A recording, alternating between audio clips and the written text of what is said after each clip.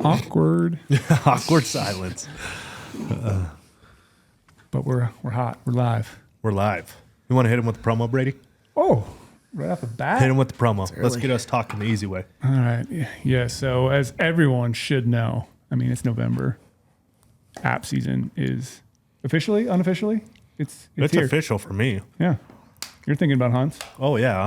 I've got a couple states dialed in right now. Like, I know exactly when I'm hitting the go button, exactly what it is. I'm thinking about hunts. Jaryd, we were talking about hunts. We were talking about hunts.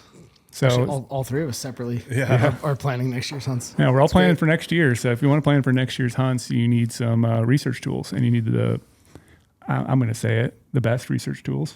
It is the best. So get yourself a GOHUNT. I don't give a shit if I sound biased. Exactly. It is the best. It's our podcast. We can say that. Exactly. Right?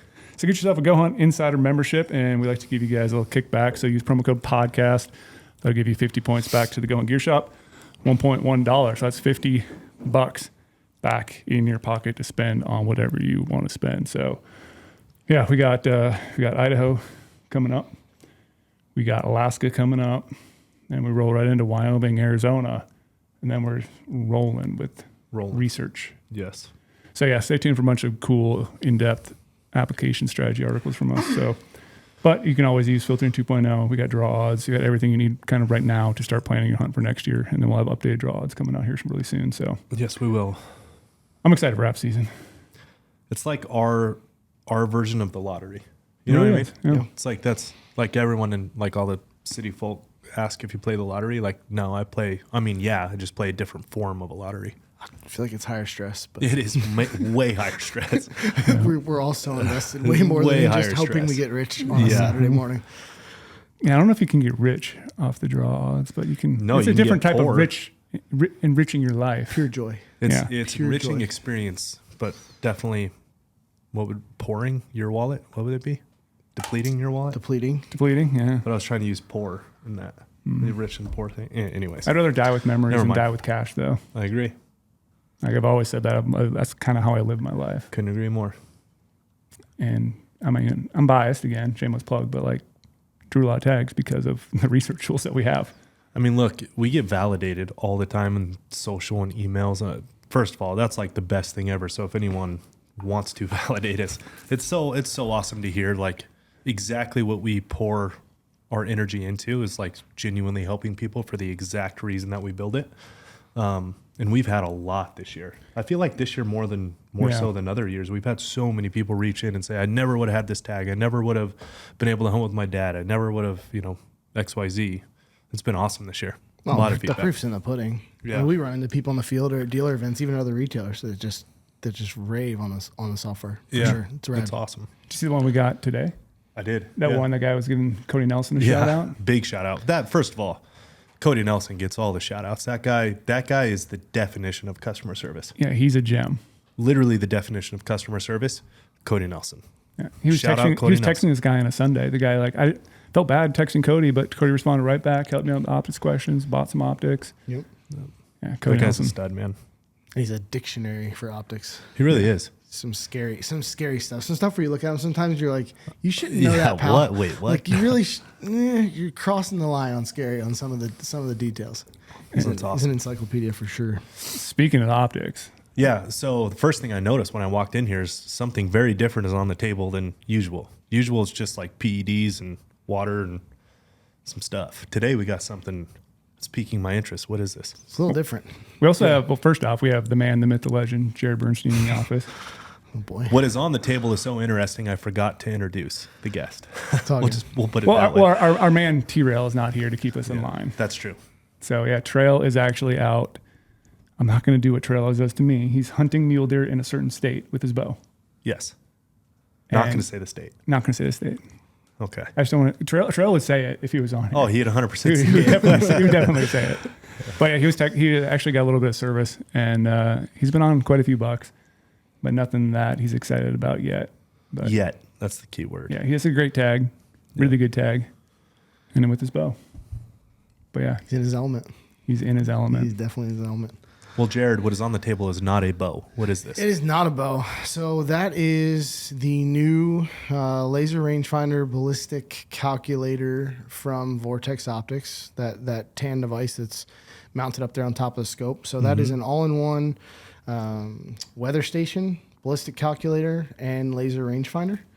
And so through that backlit display, once properly configured, you push one button and your firing solution for your specific situation is displayed, allowing you to then reach very quickly to your elevation turret, give that input to the scope, and begin throwing lead. Can I ask one very one-on-one question before Brady peppers you with all the stuff that I won't be able to understand? I'm just interested. Let me take care of the Ned in the first grade questions. So I hunt with that on. Absolutely. So that's on while I'm hunting. It is, or it can be, or there's also a remote that can be mounted, rail mounted, stock mounted, or just carried, bino harness, mounted, that you can operate the rangefinder from here. So if you were in position, you had a good sight alignment, sight picture, and you're laying on the gun, you can push this button, it will range for you, and you can literally look up, see the firing solution, and dial. Or in that situation, maybe just use your reticle and hold and set it. So this. It's on a pick rail. It's on a mount. Yep. So we call that the diving board mount. That replaces the top ring of the Vortex Precision matched ring series. That mount doesn't come with the impact. You buy that mount separate. The impact can also be mounted at 3 or 9 o'clock if you were using, say, a gas gun, or if your stock had Picatinny rail or M-LOK capability on the side. There we go. Why do companies always sell that separate? It's like you need it. You needed to have it because of the ring. So that mount only fits the PMR ring. So if you were like, hey, I'm a Night Force ring guy, which is great. Night Force makes a great ring. You may just want a rail mounted or. Got it. That actually does make sense. Stock I thought you were nickel and diming us. Or you may not like it up top. Some the initial impression that everybody sees is like, whoa, that's big. I'll tell you, after carrying around in the field, I haven't had it negatively impact me at all. I truthfully thought it was going to be a learning curve. So if you were that guy, you could easily mount it at 3 or 9 o'clock on the platform that allowed for that. And conveniently, it's not like a bad time to talk about the zeroing target that it comes with. Shows you if you were to mount it on the side of the gun, you use this reflective target and a visible laser to align the sight and the scope. But it tells you, and we set you up for success if you were to mount it at 3 or 9 o'clock as well with the zeroing target. So the hard part's kind of done. There is a lot of instructions, but if you follow them to the detail, it's about 15 to 20 minutes to set it up, and you're cooking. I got one more one-on-one question before you start, Brady. Go. So that Revic internal scope? This is that just on an external thing? This doesn't dial for you. That dials the scope if I'm not mistaken. No, I have to dial the scope. So that truthfully is not a product that I'm super spooled up on. Okay. So that's what you range and it gives you ballistic info. I range. So with that Revic, I have it for my wife. So I range, it's on her gun. I range, and then in the optic itself, in the eye optic of the rifle, I do my dial turret. And as I'm dialing, the range is changing. Like the call range is changing in the top of the optic until I get to where I want. Shut the vertical dope elevation, on it. The vertical elevation on it. And then if I change angles and stuff, it'll change with it. Probably a fail on my part for not being super spooled up on that product. Truthfully, I would have to look into that to accurately compare them for you. To be honest, I'll put that on me first. No, I'm happy to. Look, I was born ugly and I can't spell. I mean, you got to know your downfalls, right? But that thing, as soon as you range, there's a backlit display, which I can, you turn on with one button. You hit one button to range, and once you build a rifle profile. Actually ranges. That is a rangefinder. Oh yeah. Okay, absolutely. So it's different. It's different. Yep. And using the target, you align it to the scope. So the way that if you're looking through the scope, once it's mounted and zeroed correctly, you're looking through the scope at the elk, and you reach up and push the button, or you touch it on the remote. And the rangefinder is aligned with your reticle. And so it ranges off of where your scope is, using obviously a laser, being a laser rangefinder. And then it uses the ballistic calculator on board to give you a firing solution for that particular elk. Wow. And it's obviously got complete compass. It knows where it is using obviously GPS. And pretty badass unit. The only other thing on the market that does kind of what it does is like in that $9,000 price range, and these are on the shelf at $2,000. So it's a lot of technology, and it's powered by GeoBallistics, which Vortex, this is now our second product with GeoBallistics in it. So it's a lot of product. Wow. Yeah, it's a lot to unravel. Yeah. It is a lot to unravel. And we're not even in the mapping side of it. So you can use it and actually drop pins on a map in GeoBallistics with the rangefinder. So looking at that elk on the hill at 7:15, when you range it in your GB app, you can have a pin of where that elk is standing based on where the laser rangefinder hit. Wow. So there's a lot. You shoot you're shooting at sunset. I know you were going to go into the mapping thing, but I already beat you. I think he just noticed that you keep saying elk, and that's why Brady's like really excited. Oh, to start that's talking why I'm about excited. elk. Yeah. Just because he's here is the only reason I use elk is every example possible. Yeah, big elk guy, right? Huge elk guy. Yeah, gosh, I'm never gonna let this one down. You've been killing elk. Yeah, I have been. I've been on a pretty crazy train. He likes him. All right, He go. likes him. I'll I'll let the expert take over after my dumb questions. So to me, it's like, this is honestly like, this is very new to me. I know nothing about this product, nothing about these products in general. Even the other one you spoke of, that's like crazy expensive. And so seeing it for the first time, it's super intriguing to me right now. Like I understand benefits of it. I want to jump back to that little target. To me, it's like, how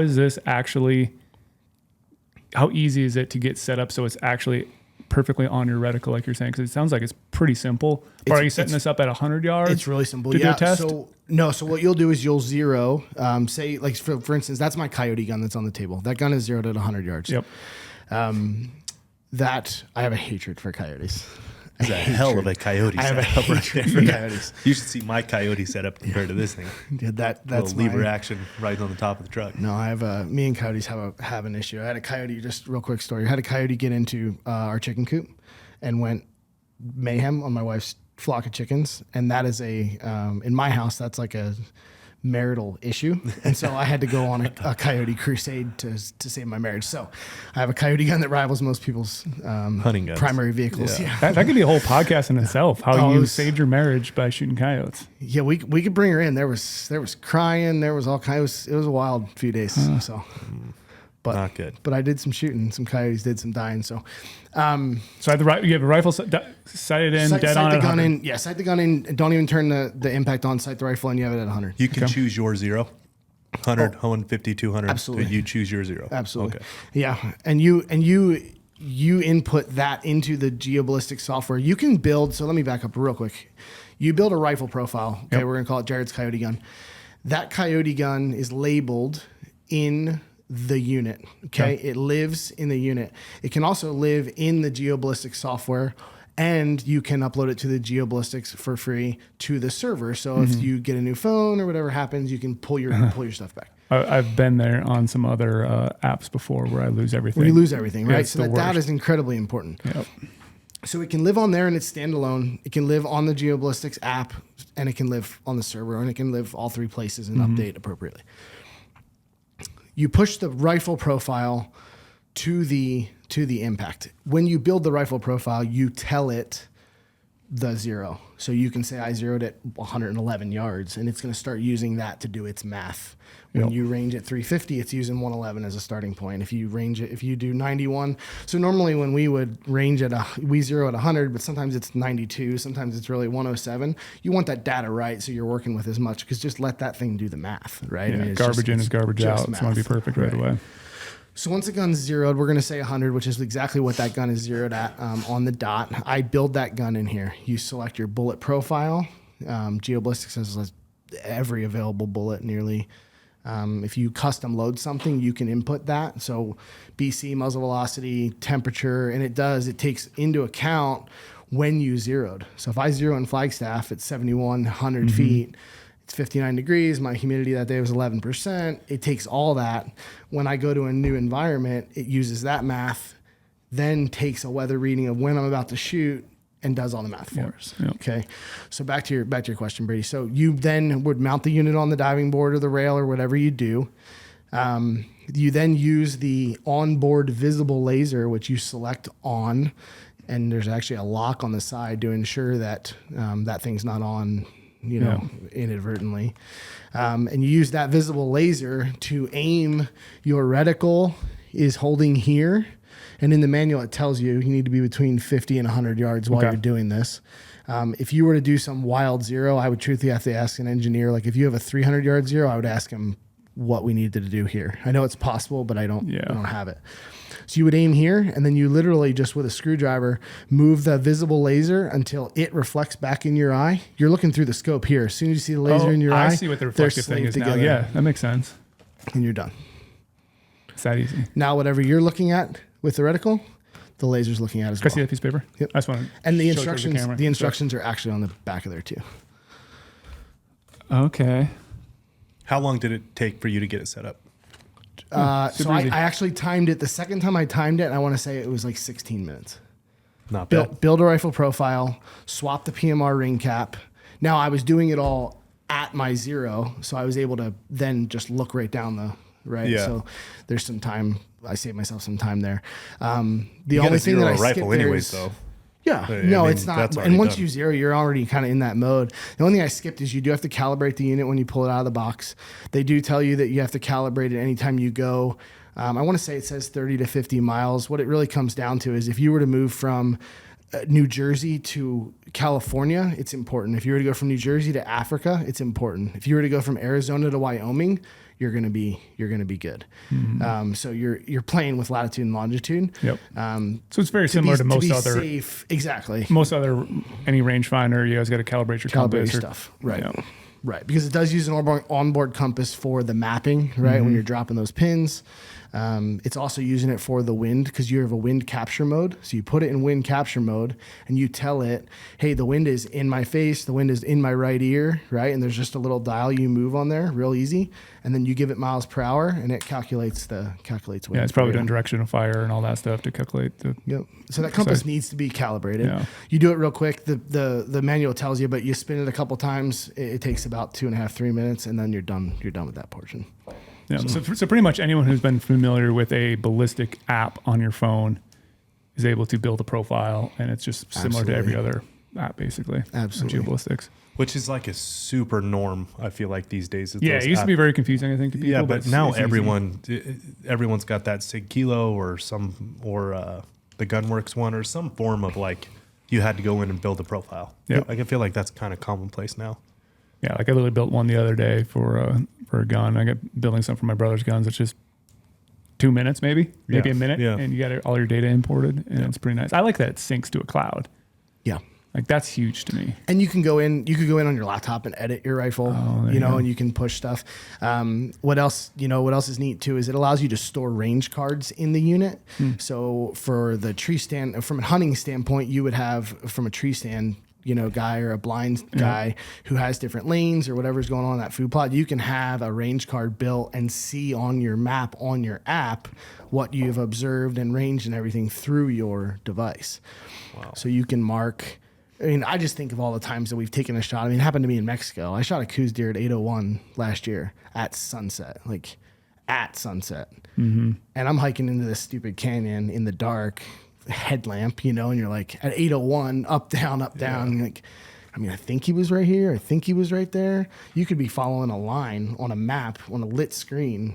You need a headlamp, So there's a lot of uses for it. The other thing you can do is use it to measure, like, okay, I know my 308's good to say 650. Well, that coyote's at 1100. You can use it to measure and figure out which hilltop I need to get to shoot from to where I'm ethically and accurately going to have a chance, you know?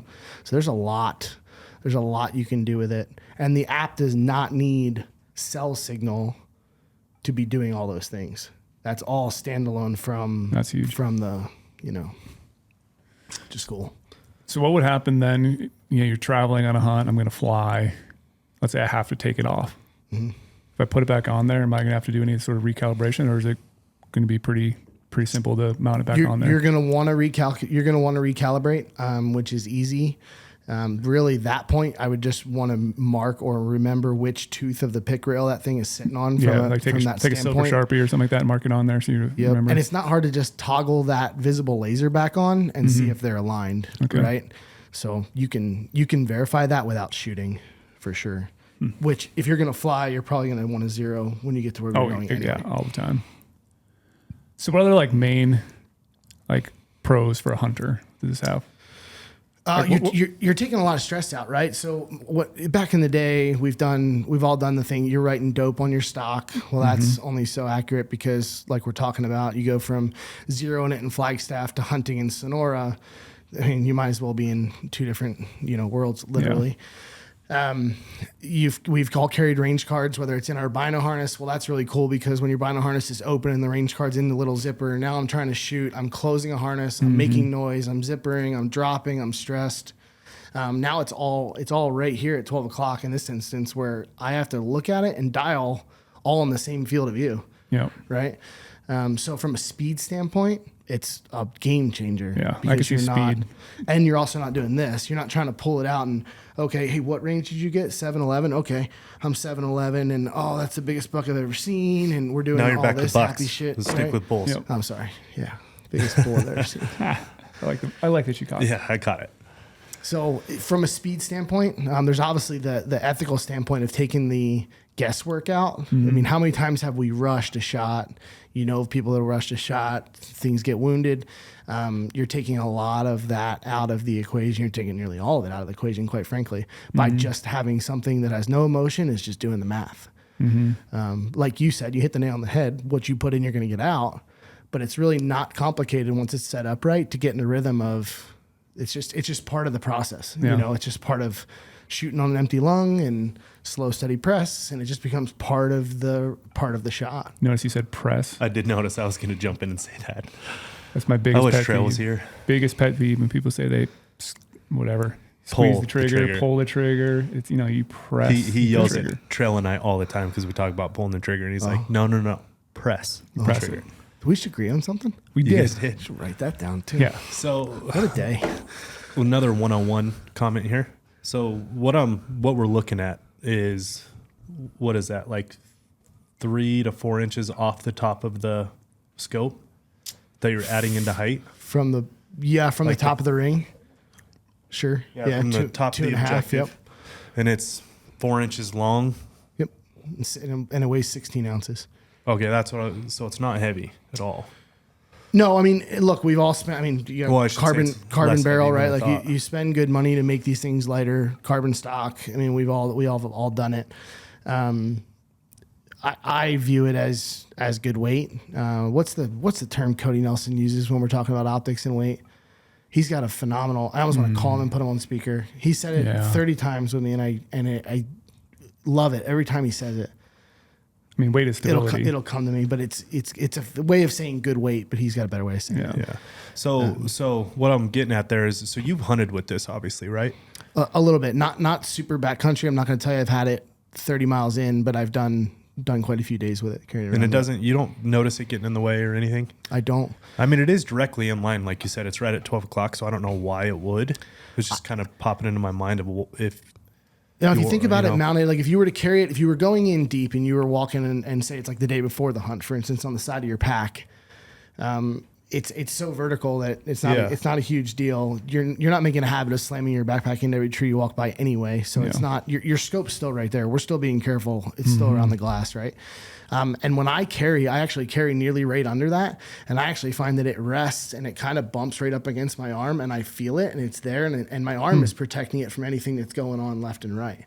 So I don't find it to be an inconvenience at all. It took me some time to get over it visually, truthfully, just like, okay, how am I going to mess this thing up? But I have not had. I mean, you can look at it. I have not had haven't had an incident yet. Visually, scratches. I think it looks cool as shit visually. Yeah, like it that does look thing cool. it looks like you are doing something with that on there. Well, you're hopefully hitting what you're shooting at because Yeah. it's doing a lot of the work for you. The LCD screen will flip automatically, so if you do decide to mount it 3 or 9, you don't have to go in and change anything. It just automatically does it.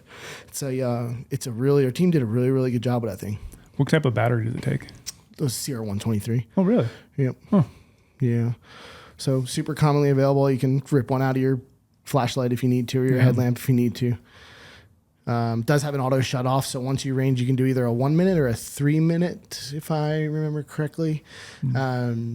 So once you range, and it'll sit there and leave that data up for you if you're waiting for that, bull to turn. And then if he doesn't, you can obviously turn it back on. Do you have anything in your mind of what that would cure for you? Like something that's happened in the past? I can just think of like maybe a new hunter.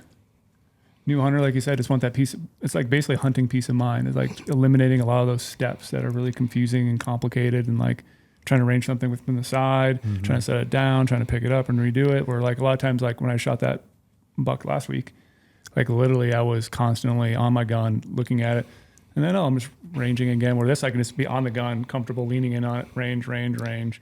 The buck gets up, I can still range as the buck's at one moving. magnification. Yeah. So how frustrating can it be when, like, especially, we talk to coos deer hunters, right? You're looking through, you got the coos, you're getting ready to shoot, and you have a coos buck at, say, 12 power. Then you grab your 6 power rangefinder, and you're like, oh, is it that bush? Is it that bush you just walked behind? Is it that rock? Precision ranging. And now you're effectively ranging with the reticle of your rifle scope. That's and huge, you're yeah. peeking up and looking. And if you say, if he's inside of 500-600, you only have to hold a few minutes. You can literally just start floating that reticle and go, and not even have to dial. I didn't think of that at first, but that is absolutely a game changer right there. Yeah, that didn't pop into my mind on my own, but listening to you just say that, yes, that is so frustrating to go from. Well, first off, you're taking your body pressure eye out of the optic, so you're losing target acquisition to go range, and then you're trying to find it in the range with a different optic magnification, trying to figure out where you're trying to range. It becomes a whole thing, and it happens to all of us. It happens to me constantly. I don't know who it doesn't happen to. It's just the name of the game is, you lose target acquisition, get the range, then you get back into the gun, you got to reacquire the target. It's like a whole deal.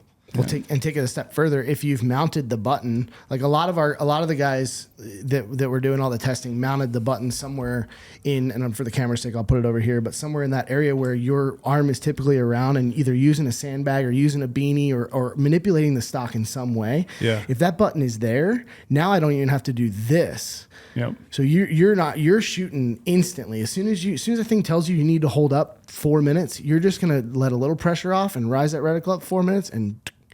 Yeah, I can see mounting it on the left side of the stock because I'm a right-hand shooter, because like you said, my arm's usually just free floating out here. Maybe this one's reaching around, just barely touching the buttstock, maybe moving it up and down on a bag or whatever, and you just keep tapping it as you're. Yep. And you can input wind. You can change all the settings. It's got the full pad, so you can move all of the settings can be done, other than initial rifle setup, because you need an extra button. So it is it's almost like a garage door opener, but like cool buttons on the left, like windage. Obviously, you can turn it on. You can range. Is like that one the range button, or yep, that's on? Yep, measure. Huh. Yeah, that's actually really cool. Yep. So now, if you were helping, so let me take it another step for you. If you were helping on a hunt, and you have, for instance, I help with a lot of kids that are on disabled hunts.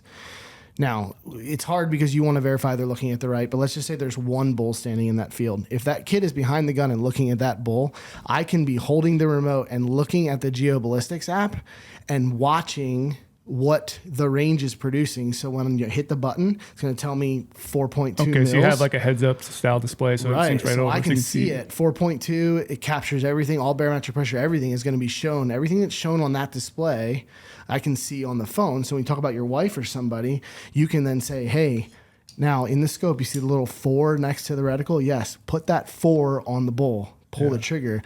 Or you can reach down and dial for them. Right, so there's a lot of different uses, guides and outfitters. If it's their their loaner gun, I mean there is a lot of ways that this thing can be used to enhance the overall experience, and get people a lot more effective. So, yeah, that's pretty wild. Just the look of it for me, that's wild. Like questions I almost have is like, probably there's no right answer for it, but like, the amount of time it took to develop something like this. Yeah. Like I'm just thinking about the complexities of developing it, making it work, making it functional, making it rugged for the field.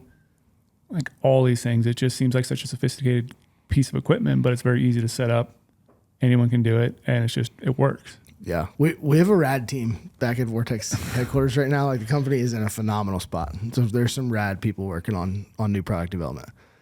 And I didn't even hear anything leaked about this either. And I'm usually pretty Yeah. in the know about searching around the old interwebs. So. See, as a dealer guy, as a guy that manages accounts, I would disagree. I'd say it's one of the It was most leaked? ridiculous, stressful. Yeah, so many dealers screwed this one up. Really? Yeah, it drove me Not nuts. us, though. No, not Not you. us. No. Maybe it was hunting season, and I was like, No. Under a You- rock? You had your head Yeah. down. Well, Yeah. it leaked more on the tactical side first. Yeah, that's probably the why I don't forum follow guys and some of the mill guys, some of the guys that got previous access and helped Yeah. with some of it. They didn't do a great job on this one. to So be is perfectly this honest. out now? It is. Yep. Fully For sale? released. Yep. Yeah. Yep. And don't And we have heavily one and in the- heavily back ordered. To be honest, the release was phenomenal. I believe we ordered some for Go Hunt. You do have one order. Yeah, Yeah. there's one on order. So yeah, you can get it in the Go Hunt gear shop when they show up. Huh. When do you expect? Obviously, demand's really high right now. It is. Is this going to be something like Q1, Q2? You expect things to become more readily available No, I would think it takes later than that. later than that? Yeah, to be It's honest. that back ordered? Yes. Wow. Yeah. All there- tactical side? Sorry, Brady. All tactical side or hunting? No, it's been incredibly well received by the hunting crowd. Yeah, Yeah. That was going to be my question. I was wondering if it's more on the tactical side than. But slower to receive it because that's not something that the hunting. It wasn't in the hunting crowd's, left and right lateral limit. But then being explained to like something as simple as now we're ranging on the magnification we're shooting on, right? You're gonna enjoy Yeah. that. Well, Yeah. that had to be told to people before they're like, okay, now I see validity. Yeah. You know, Is there anything? And I'm not sure how to word this correctly, so it doesn't sound like something negative. But is there any legalities in hunting with this in certain states? not that I've been told about. Because it does project a visible laser. Nope. Does Visible not? lasers only for zeroing. Only for zeroing. Okay. Yep. And so it is just a laser rangefinder ballistic calculator. So just like our Razor 4000 GB, Yeah. that's a handheld rangefinder that does virtually the same thing, although you're still using that different unit. Yep.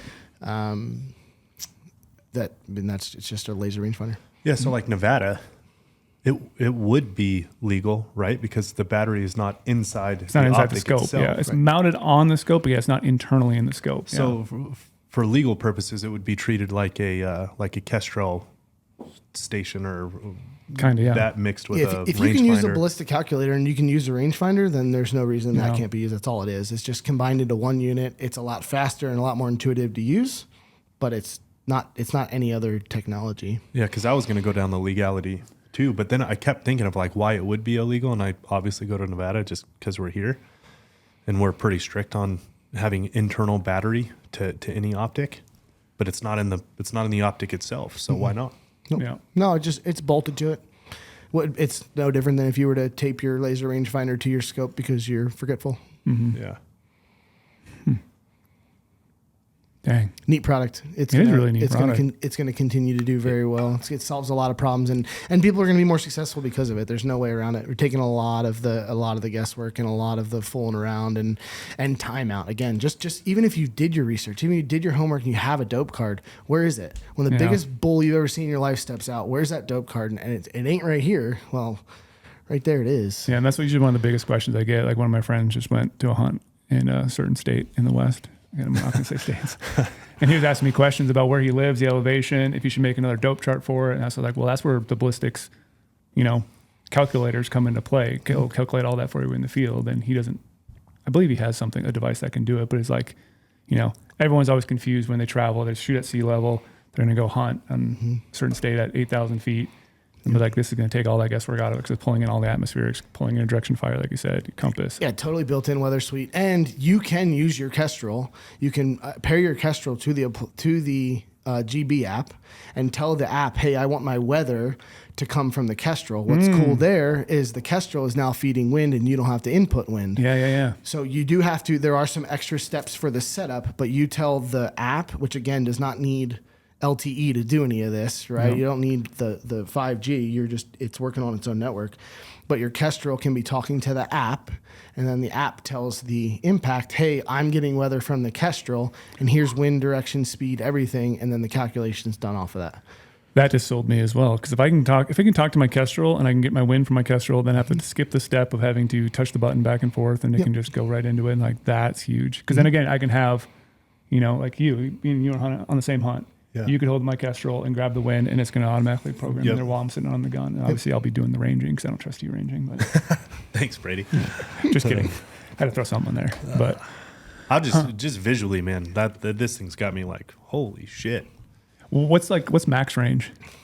So it's a 4,000 yard rangefinder. As with any rangefinder, the type of target reflective targets does have impact on the no pun intended on the name, have impact on the the product, the final product. So on a dumpster in the sun, 4,000 yards. So I can get a ballistic solution on an elk at 4,000. Mm-hmm. Okay, yeah, that's good. Because that's just math at that point. As long as the laser rangefinder returns, we're getting the math. It's just another factor of where we're at. But on an elk, you should expect to be in that 2,500 to 2,000 range. Mm-hmm. I'm gonna, and it does have an ELR mode. So in regular ranging mode, the laser size is being sent out to a certain size, right? Yeah, that was what I was going for. Like there beam is an divergence. ELR mode that you can select. So if you do have a bedded bull, bull at say 1,800 and he's laying there, you may not be willing to take that shot, but knowing and again using it as a game planning tool, you can switch it to ELR mode and that will refine that laser. It takes multiple readings and then it gives us a much more accurate final product by selecting that. But it is a slower system in ELR mode. But when you're looking at something that far, that's not a game changer typically. So water resistance, all the mill standards. I could read you the, mill IPX7, standard, blah, blah, whatever blah, it blah, is. blah, blah. But yeah, I don't have that one memorized. But yes, completely.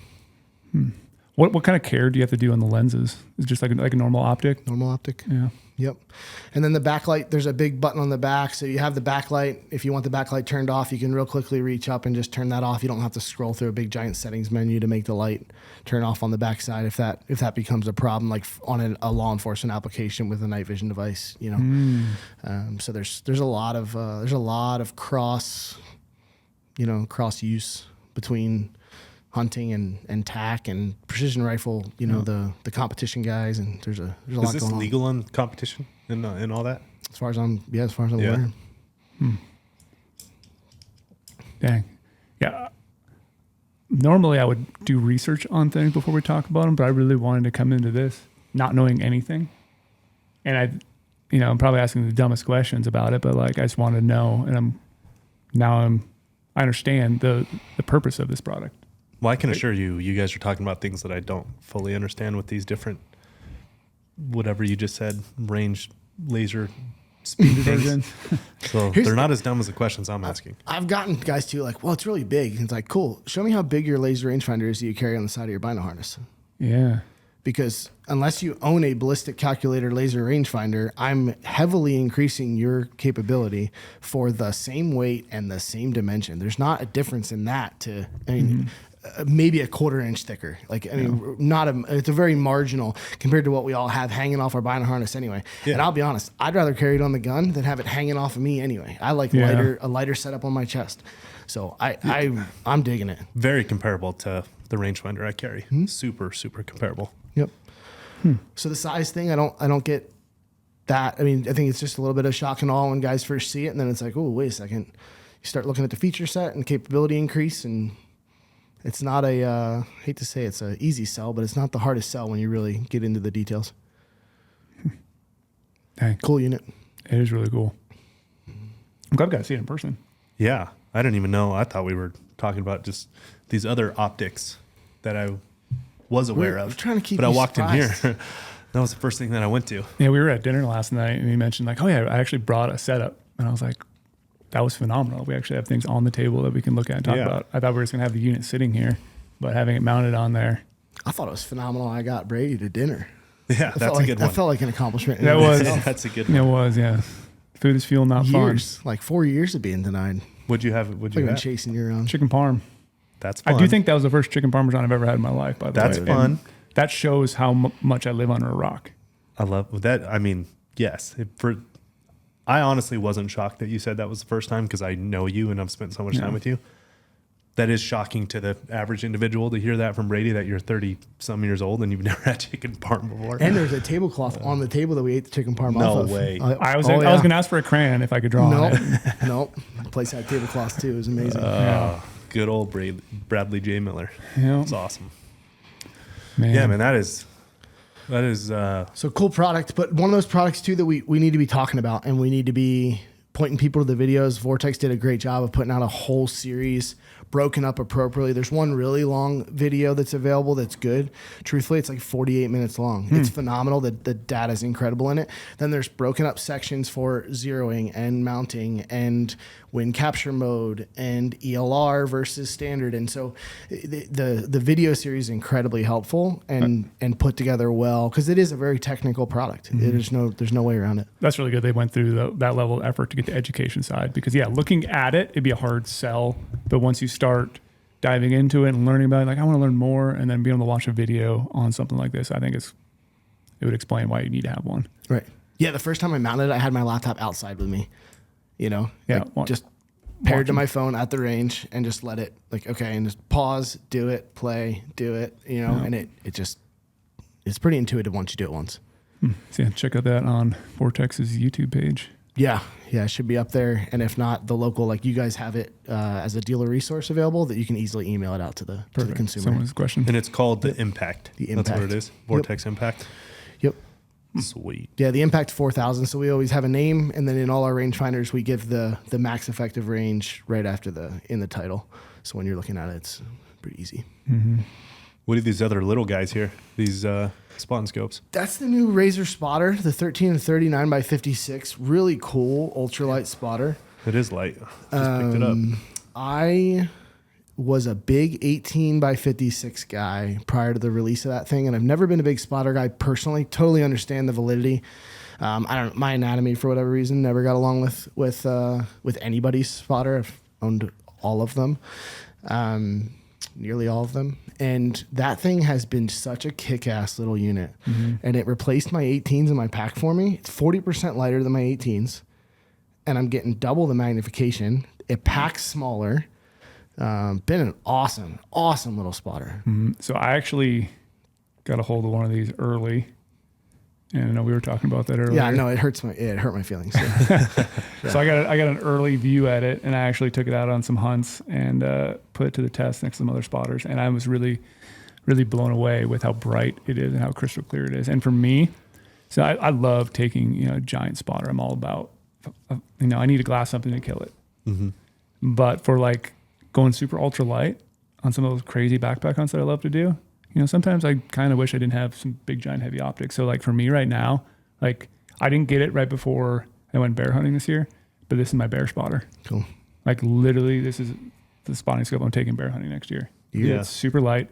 I get what I need out of it. I just need to be able to record a digiscope footage of the bear, record a kill shot, and maybe verify that obviously it's a mature bear, but I love how small it is, and it just basically fits in any pocket in my backpack. Yeah, pack's super easy. 28.6 ounces. Obviously threaded on the bottom plate is threaded for a stud, or they're also ARCA. Yeah, it's ARCA compatible already. So you don't, most tripods are now converting over to where you don't need a plate, but they are threaded if you have an OG tripod that you're just in love with, which a lot of guys do. Yeah. You get some tripod loyalty for sure. So yeah, really, really cool. And another one that their launch went way better than expected. Without running a report, I would argue that these are two of the top 3 most backordered products in Vortex's line right now. Really? I can see why. These things are awesome. I like the mag range too. That's a really good mag range. Yeah, 13 to 39. 13 to 39. Yeah, that's good. Yeah. That's a perfect little spotter. It's right there in the wheelhouse. And again, at $9.99 on the shelf, when you compare it to other products in the market for feature set, and you go down, a lot of guys, we take hell online all the time. Oh, you got to talk about your warranty all the time because you must need it. No, we just like taking care of people. But thanks for your input. Isn't it funny how you do good and then it gets taken the other way from the haters? Yeah. It's unbelievable. You'll never win all the time. There's always somebody who's gonna, when you're doing good, somebody's gonna see it from the other angle, and it's all right, shithead. All right, whatever. I kind of enjoy it because I just perfect. We don't need to go too much further together. Yeah, exactly. Thank you for, thanks for wearing your mask, pal. So, So I don't need it. So it's straight and angled. Yep. Yeah. So those are the only two options. One color, which matches all our other. It's the same shade of green that we've been with for a while. The heel cowl focus. So you have that mid body focus, which is nice because you don't have knobs up on top to get snagged and broken, and that's a really robust system. And the big wheel allows you to just really fine tune. You can kind of lay on it and give it a little palm pressure and really get your clarity dialed. So it's been incredibly well received. So really, really happy with the I way just that like thing's going. packability. Yeah, Like packability, and I like it being bright and super high quality image I get out of it. Like I even took it out to the desert when we were looking for desert bighorns, and like that was a great one. It was hot as hot, so I was like not wanting to pack all this extra weight on different spotters, and I just packed that guy, and it worked. What's your take, angle versus straight? It's Angled always every a day. fun conversation. Every day, all day, Not even a question. not even a question. No, I'm with you. I'm with you. And I know Cody Nelson would be proud to, because it encourages you to sit down and not stand. Yeah, But, exactly. I I see both sides. I see why people like it straight. I like having my tripod a little bit lower. I don't see why people like it straight. Okay. I don't. I understand it for the guys, the window mount guys. Yeah. I get the straight. Yeah. I don't. Target acquisition maybe is another one if you want to switch from spotter to binos. But I've never had that problem. It. People argue that one all the time. I've never had that problem with it. The with target an angled. acquisition, I don't get that. Back it down to 13. Get in the area. Just look over the eye cup. Yeah, like it's right there. Like the eye cup can literally almost be an aperture. Like if you can't get that close. So the funny thing is though, so I always have an angled, and I do my family hunt every year where we go chase mule deer, and if I let any of my family members borrow my angled, they literally want to grab it and throw it in the canyon because they can't look through it. They can't find an animal. If it bumps it and gets off of there, they're not able. They need to work on target acquisition. You need to teach them. Yeah. This is what the car mount. I do not understand the car mount. I've never used one. Okay. Let me preface to say that I've never done it. A lot of the straight guys, that that's like one of the first things they talk about is the car mount, is window mounts out of the truck. Mm-hmm. When you're sitting in your truck and you have these two options, when you roll this angled right to your eye, you're just sitting there in your seat. Yep. I mean, you don't have to like torsion all the way around to look through the straight. The window mount actually is like the most reason to have an angled spotting scope, in my opinion, because you can just set it right here.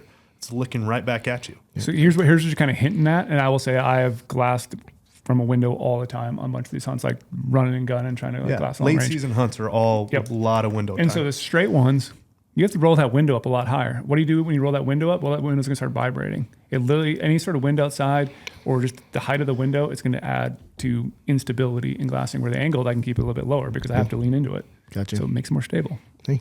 There's no reason for a straight. Glassing uphill, angled all day. Glassing downhill, just rotate the housing a little bit, and your money. Look, I don't. I think it's better support. I own straight spotters because I have to have samples. I don't use straight spotters. I've never taken a straight spotter out. Yeah, I Not can't. one time. There's no I don't have reason any for 'em. scientific thing about this, but I also think that when you're digiscoping, it's putting less, it's making it a little bit more stable because that angle is supporting the weight of the phone a little bit better because it's angled in a being different up high spot and rather than just on sitting it. flat and kind of like Instead of pulling it hanging down, off it, hanging yeah. off it. So it's angled and not like Yeah, some of the the phone weight weight is kind of reduced in a way. Yeah, some of the phone weight is sitting on the optic, spotter, yeah. not just hanging off of it. Yeah. Especially if you're up high and the spotter's looking down, you're Mm-hmm. just gaining more and more by that. Yeah, I never really thought of that one. And these things are like, the straight is basically the size of like a 16-ounce water bottle. It's small. Yeah. Tiny. Yep. Yeah. And believe it or not, the straight is actually heavier. The straight's 29.5 ounces. The angled is 28.6. Oh, look at so the look room. at that. You can That's gonna leave the save in your handle on backpack. your toothbrush, Brady. I can almost fit, I can not shave it. You don't have to shave your toothbrush. Just take your angled. Those back molars are going to love me. Like you can almost fit this in like the pant pocket of my Timberline pants. Yeah. Like I literally put it in my tiny. Timberline. It literally is tiny. Yeah, I was really excited when those came out. Like I said, for me who wants to go crazy deep and not have to pack my heavy spotter, like that's the ticket. Yeah, I'm not that sounds sacrificing anything else. I'm still bright image, still super crisp. Razor glass. Yeah, it's not hard to see why these were so well received.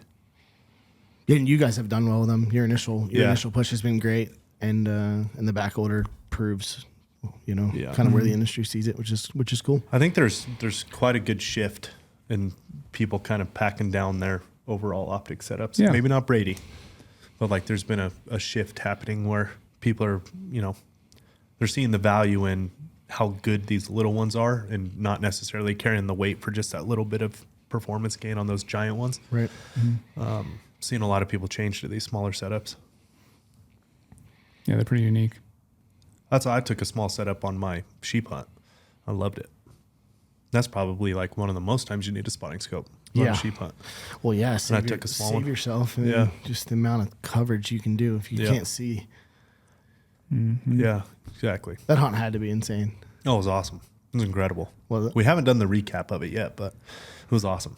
It was really good. I'm looking forward to hearing the recap. That was kind of when I was driving up here. It was, I had my whole work checklist, and then it was like I got to hear about. Yeah. Got to hear about that sheep hunt. It was awesome. Taking a stone sheep with your bow has got to be just an incredible feeling. Yeah. Well, I'll put it to you this way. I had it built up in my head. I'll leak this part of it before we do the recap. I had it built up in my head that it was so hard that I was coming home empty. Like I just had that built up in my head. Well, at least it's an experience. I'm going to, hopefully a lot of stocks, bow hunting sheep, tons of learning. I had it built up that it was going to be so hard. So when it happened on the fourth day, like it's still, it's set in, but I made it in my head that it was so impossible that it's almost like it hasn't happened. You know what I mean? It's crazy. Like it was just crazy. complete luck, but it was not at all complete luck. It was awesome. The way it worked, an amazing stock, the shot, like everything was right in line with when you work your ass off and put yourself in the right spot. But there's a part of me that's like, oh, that was straight luck. Well, There's no way that wasn't just pure luck. And with everything that went on prior to, it was awesome to see you get that Yeah, done for appreciate sure. that. It was really cool to see you get it done. Appreciate that.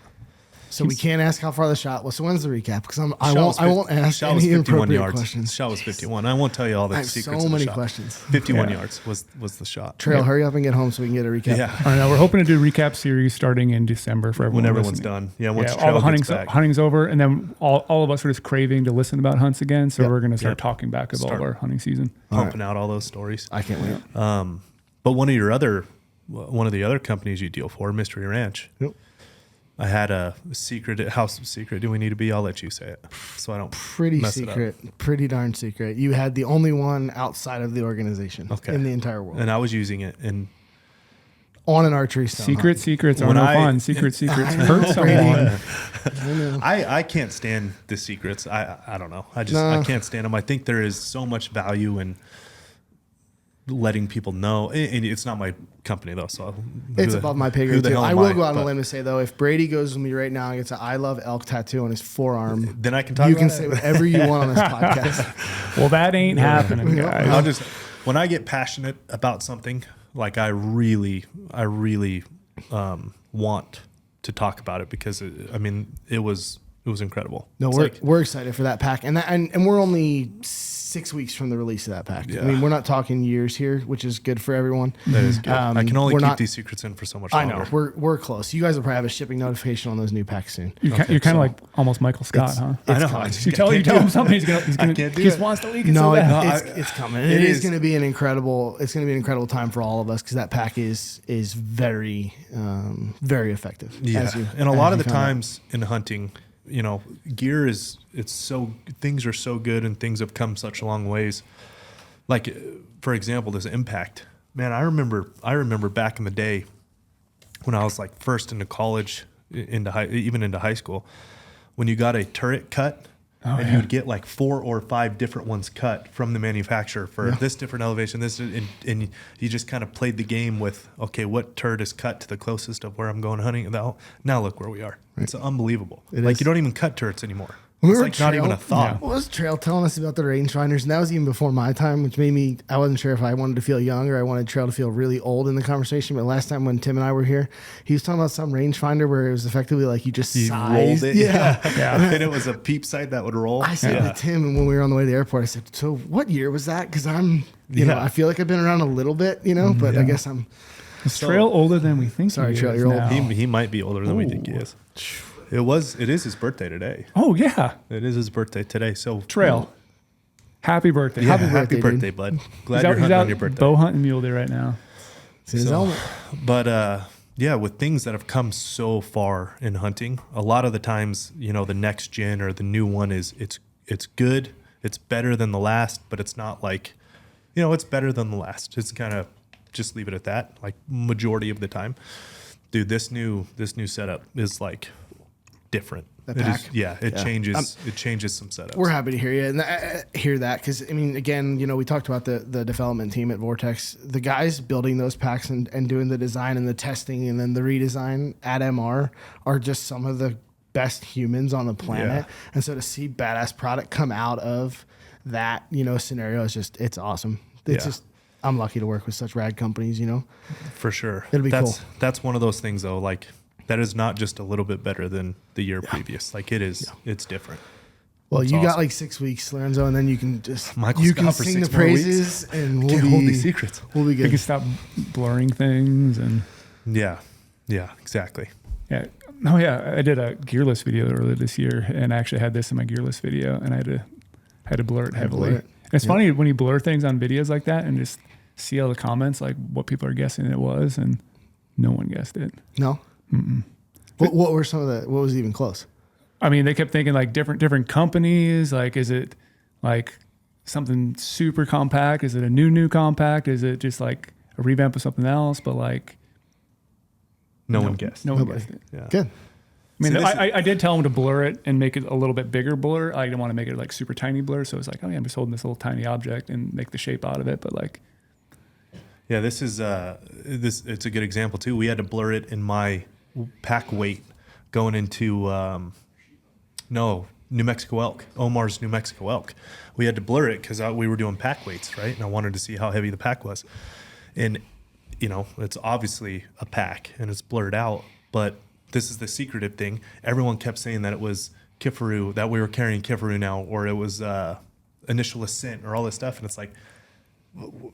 Like you guys are losing the marketing or like the tidal wave coming because nobody even knows that it's a new there. MR pack. Yeah. You know what I mean? Well, That's why secrets hurt people. Above my pay grade. They hurt. I'm playing plead the fifth on that. This will be the first that anyone hears for all those people that were guessing Initial Ascent and Kifaru and all that. It is not. It is Mystery Ranch. Nope. Still love how you say Kifaru. It's so much easier to say Kifaru than to say Kifaru. Is this a No, good time to just talk me. about Nevada or should oh I- gosh, You yeah. can't do that. Don't do that one. All right. I got a fun after the first one when you Yeah. jumped me on that, which Yeah. appropriate. I got Hey, it. it's Nevada. I got like 15 calls the day that thing went out. Like, hey, you can't talk. I'm like, yeah, I know I can't talk. Thank you. Lorenzo will probably I get don't the same hide YouTube this. comments about this now too. That's fine. But Kifaru is African for rhino, right? Kifaru is African for rhino. Yeah. So I speak English. And it's easier to say Kifaru. Oh, Lorenzo, you crack me up. Hard-headed Tomato, sometimes. tomato. Yeah, just hard-headed. Got the point across, though. Everyone knows what I'm talking about. No, yeah, we got it. Yeah. But Yeah, go see some other things today. Some other secrets. That's We kinda looked fun. at fall 24 product, Yeah. Mr. Campos. I think you got a little peek. I walked by a little bit. Unfortunately, I was trying to catch up on things since Yeah, Omar's also out of the office right now, elk Yeah. hunting. So I'm taking over 3 different roles. Trail right and Omar are out. Brady is being worked to the bone. now. yeah. He needs it. I agree. Plus, he got chicken parm to burn off. He'll be And he's okay. had such a good hunting year. Like, no one feels bad for him. Oh, I know. I walk by his office and the moose is Yeah, laying on the just get ground. your And ass you're like, to oh, work, yeah. bro. No one feels bad. Yeah, Brady, your life is horrible. So fall 24 product for Mr. Ranch went over today, which is cool. Stepping into some new categories that Mr. Ranch has never been in, which is really exciting. And that product was the one that when I walked through the door, your entire team went nuts over. Oh yeah, So- I grabbed you this morning. And so you're like, that- you're not even working that's yet. exciting. And it didn't matter who it was. I mean, Paul up front, everybody. Ethan Yeah. jumped out of his desk. You were on. I mean, so that was exciting. Always cool to have something positive to talk about, and Yeah, so that was I'm excited for that. that was really cool. So Can you drop great, a hint? great meeting. Anything? Nothing? Above my pay grade. I want to do this every year. I don't know. Yeah, I want him to come down more because if he comes down more, that means maybe he'll go to restaurants more. We go. Yeah. Yeah. You got that.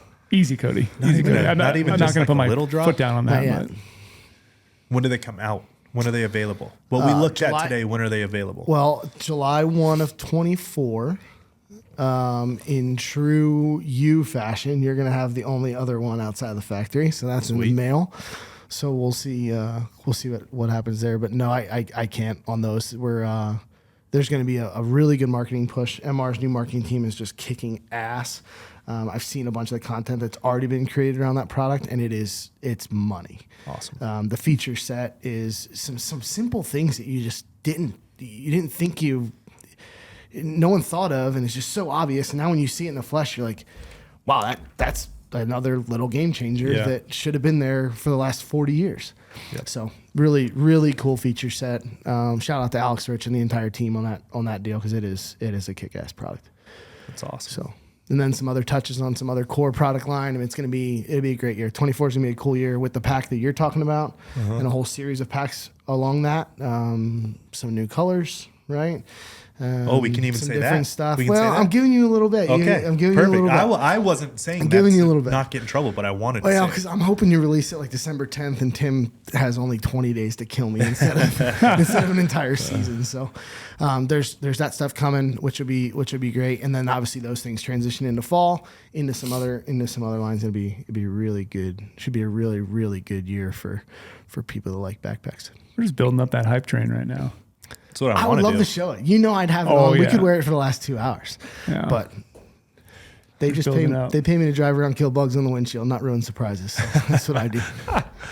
It's interesting, like watching, all November, all the bows come out. So watching all these different marketing campaigns come out, it's like, dude, you guys are all doing this at the same time. Leak it in July. Get people excited. You know what I mean? Like, why not? I highly doubt the other. If you're looking at it from a competition standpoint, like, they're not going to go revamp their entire bow.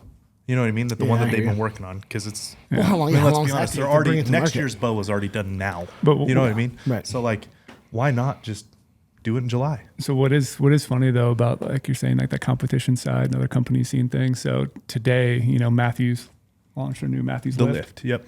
And right when they launched theirs, I saw, I'm not going to name them, another bow company did like a teaser for their bow. Like, they just had to do it the same day. They just have to try to, like, everyone's searching bows, have to try to capitalize on that traction. It's like, give yourself your own space. Switch yours to July. No one else is doing it. Yeah, but And I you'll thought it have was just all funny. the hype wave going into it. Yeah. It's like Trails killed with it multiple times. No, what's funny about Trail though and products? So we're talking about like leaking things and talking about things.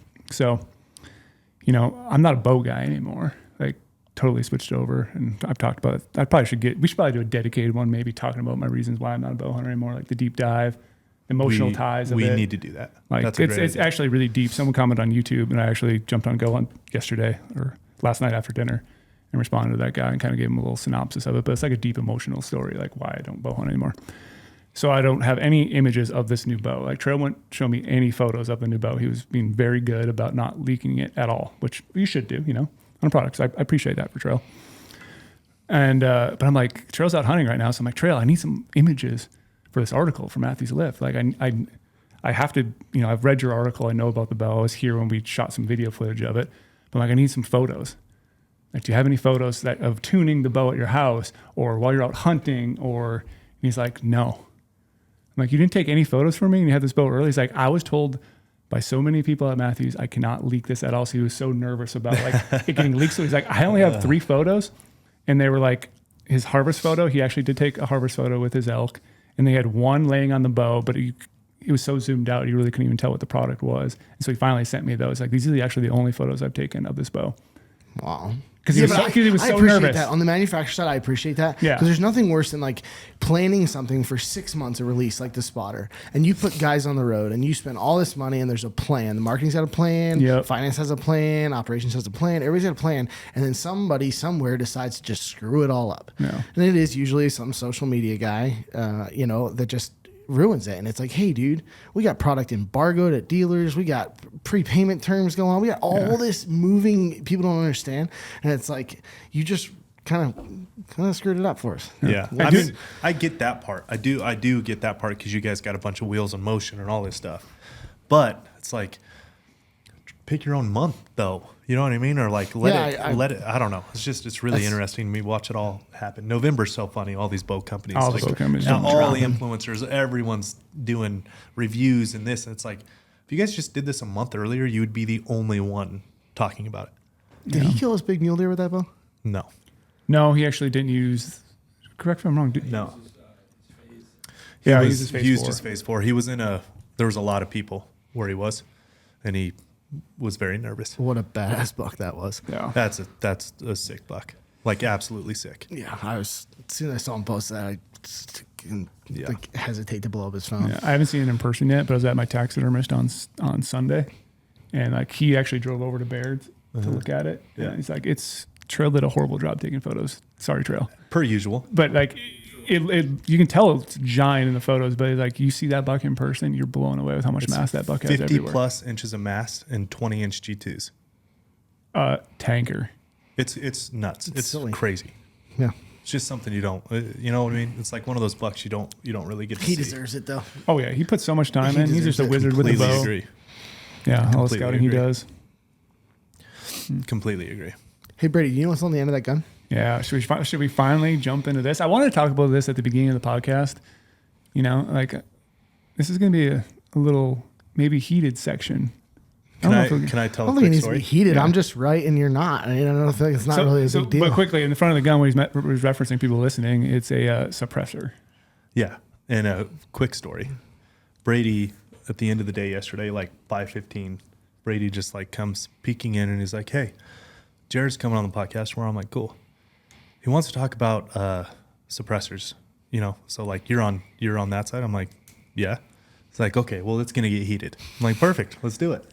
And he was like, kind of like seeing, He's you know, mad because who posted? Where did the post come from that I responded to? Well, did Cody post it or you posted it? Yeah, that was GoHunt wanted to do like a suppressor for hunting, yay or nay. Yeah. And like, so obviously I said some other things that people like to jump on a lot. Like when I say like, yeah, I only need one shot, blah, blah, blah. But like, I say that because I love to practice all the time. And a lot of people are jumping on me for that, but people couldn't believe that I don't believe in suppressors for hunting. I took the bait hardcore on that post. I was like I was probably 2 or 3 bourbons in when I saw it. Sitting at Perfect home, time to sitting respond at on home. social media. Yeah, great time to be on social media. And I first hit Cody and was like, "What in the world is going on around there?" And then I created some memes for you. Oh yeah, that day. you have memes you actually created about My me. creativity juices were flowing with the brown water, but you gonna put it up? Oh man, I just can't. I feel like we're gonna fundamentally disagree on this one. I know we are. there is no better time to scroll through social media and respond to posts and people. 3 bourbons deep. No better time. Yeah. If I you're ever couldn't going to do it, that's the couldn't only agree time more. to do it. If you're doing it at work, sober, with the family, kind of a little bit checked, don't respond. Don't reply. You need to be charged up and you need to be inhibitions to the wind and just say what you need to say. I was having a great day. I don't think I was mean, No, you aren't mean. No, but the memes were pretty funny. well, let's hear it. Why are you, Brady J. Miller, racist against suppressors? That is the question. So I know I'm not going to gain a lot of friends when I say this, but yes, I am Racist. anti-suppressors for hunting. I am. All right. I believe them fully for any other discipline around. Like, okay, like, sure, military, law enforcement, going shooting, plinking, or whatever people do. Like, sure, that is totally fine. But to me, when I'm hunting, it just don't feel like I need it at all. It's not benefiting anything. It's not benefiting the end result, which is I just want to kill an animal as quickly and effectively as possible, make the best shot possible I can, and kill that animal.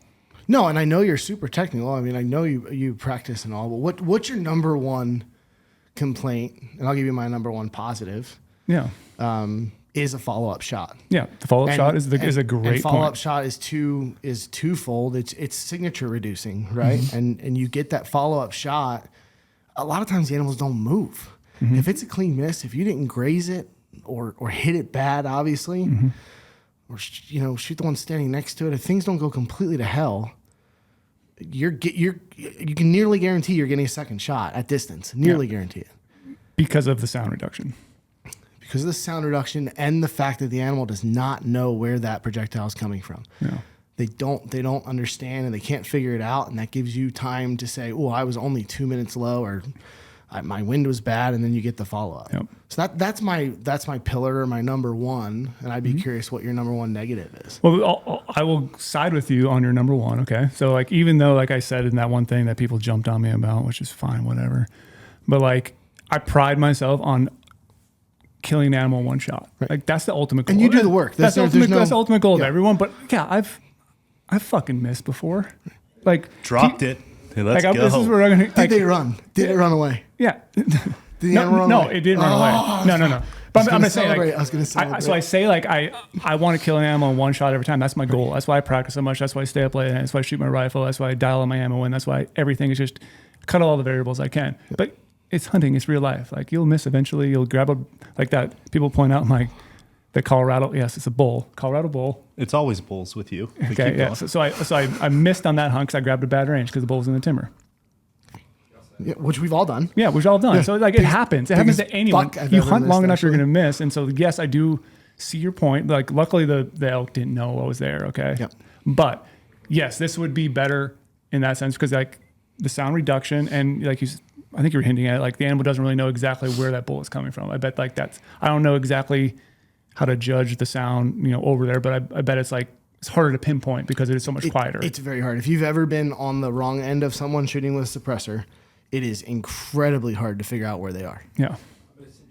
It is very, very difficult. Yeah. So that is a great selling point for why a suppressor on hunting is valuable. What's the negative?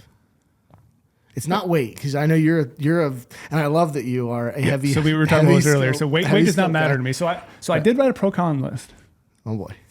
I got a little pro con list. Not very long, but because I want to So I explain. get a copy of it. Yeah, maybe you can. I like how I didn't get to prepare for your pro con list. Yeah. So weight would be something that I think people could point to. But like you said, to me, weight does not matter on a rifle. I don't care how heavy my rifle is. I will carry it because my rifle is everything to me in the mountains. And I know with a heavier rifle, it's a stabler platform for me. Mm-hmm. Sure, there's great gun companies that make everything else to dissipate recoil, stocks, everything else to help you behind a gun with a lightweight setup. But I don't. I'm just on that side of it. I'm old school. I'm stubborn. That a heavy, Accuracy stable rifle is very accurate, and I can shoot it very, very well. Yeah, back on targets quicker. Absolutely. Yeah. So suppressor, yes, is heavy, but to me, that would not be a deciding factor on why I won't shoot one. And there is suppressor selection too, right? Like that, for instance, that's my Coyote gun. I don't hike this thing around. I don't care that it's a heavy can. It's also a short can. That thing is literally for me to not blow my ears out. Yeah. That particular can is not very quiet. There's no way around it. My hunting can is titanium. It's much longer. It's got bigger volume. It's much quieter. The can makes a difference too. The suppressor selection is a big deal. Just like, can you tow an 18,000 pound boat with an F-150? You'll know. You need a different truck. There's selection, product selection for sure. Still a Ford, but a different truck. Yeah. So to me, to jump back, my number one thing against them for hunting is recoil reduction. And you could say, well, Brady, it's because you shoot giant 30 cals all the time. Yes, I do shoot 30 cals and I love it. If I could shoot a 338 Lapua improved, I would shoot a 338 Lapua improved. Like I love big cartridges. I like it. I like it for hunting. So you're not racist against big bullets. You're just racist against big suppressors. Yeah. Okay. So to me, recoil reduction is important to me because I like to be able to track all my impacts. I like to be able to sit in my gun. And again, yes, you could say, maybe my form's off or maybe something else is off. But I do practice my form, practice everything. So I want to be able to sit in my gun at any distances. Yeah, obviously closer distance, a little bit harder to track your impact because it just happens so quick. Sure. But I like to be able to watch it and see that bullet hit exactly where it hits. So if I know for my follow-up shot, if I take a follow-up shot, if an animal's still standing, yes, I will shoot again 100% of the time. You hit an animal, you owe it yourself to put the animal down as best and quick as possible for the animal because I respect them so much. So I can track my impacts really, really well with my gun when I have a side port, directional side port coming back. Muzzle device, yeah. Yeah. So that's why I really like it. And yes, I do know there is some, the Omega? Is that what you had before, Cody? Yeah. So there is some that have a hybrid where they do have a brake style on the end. Yeah. There's recoil reduction to a suppressor. It is not as effective as the correct brake on the gun. You're not going to get an argument out of me there. I will argue though that with positional improvement, you can stay on the gun just as well. And that now I'm gaining the benefits that I'm talking about with the can versus from a speed standpoint. I understand what you're saying. Where do you go though with hearing protection? If we're hunting together and I'm spotting for you and you're in rocks and you're in a bad position, you take a shot and that gun's going to jump. Muzzle brake don't care. Yep, it's going to jump in that sucks, situation. It's jumping, you're not going to see it, right?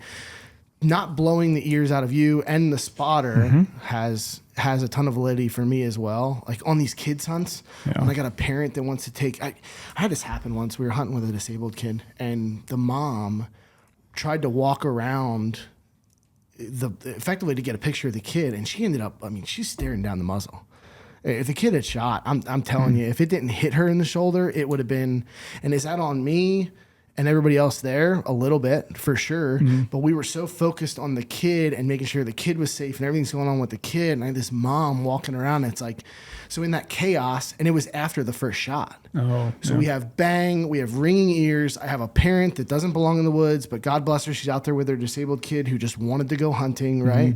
And you know, there were some failures, a lot of lessons learned on that deal. But if we had a suppressor on that gun, and we didn't, it was a triple port. I mean, it was louder than hell, 300 Win Mag. I mean, all the things, right? And the can would have just taken some of that out of that scenario, you know? So Yep. And that's the biggest negative, because your friends are next to you glassing. You're going to basically blow their sight picture away. Like if you have your spotting scope next to you, it's going to add vibrations to spotting scope. You're going to wreck some of your digoscope footage. Like literally, if you put your spotter anywhere near my brake, it'll vibrate and make it move, because all that gas is coming out there right towards you.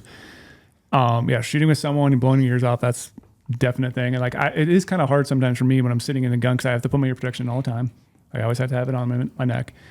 But then if you're trying to call the shot, I'm going to have a hard time hearing you, because I have these things buried in there, and sometimes I double them up. you're selling me. So I'm buying doubling up suppressors. You're doubling selling up me. my ear protection because of my nasty brake. Yep. Where if I wasn't, I would probably still wear ear protection, but I kind of don't have to in a way.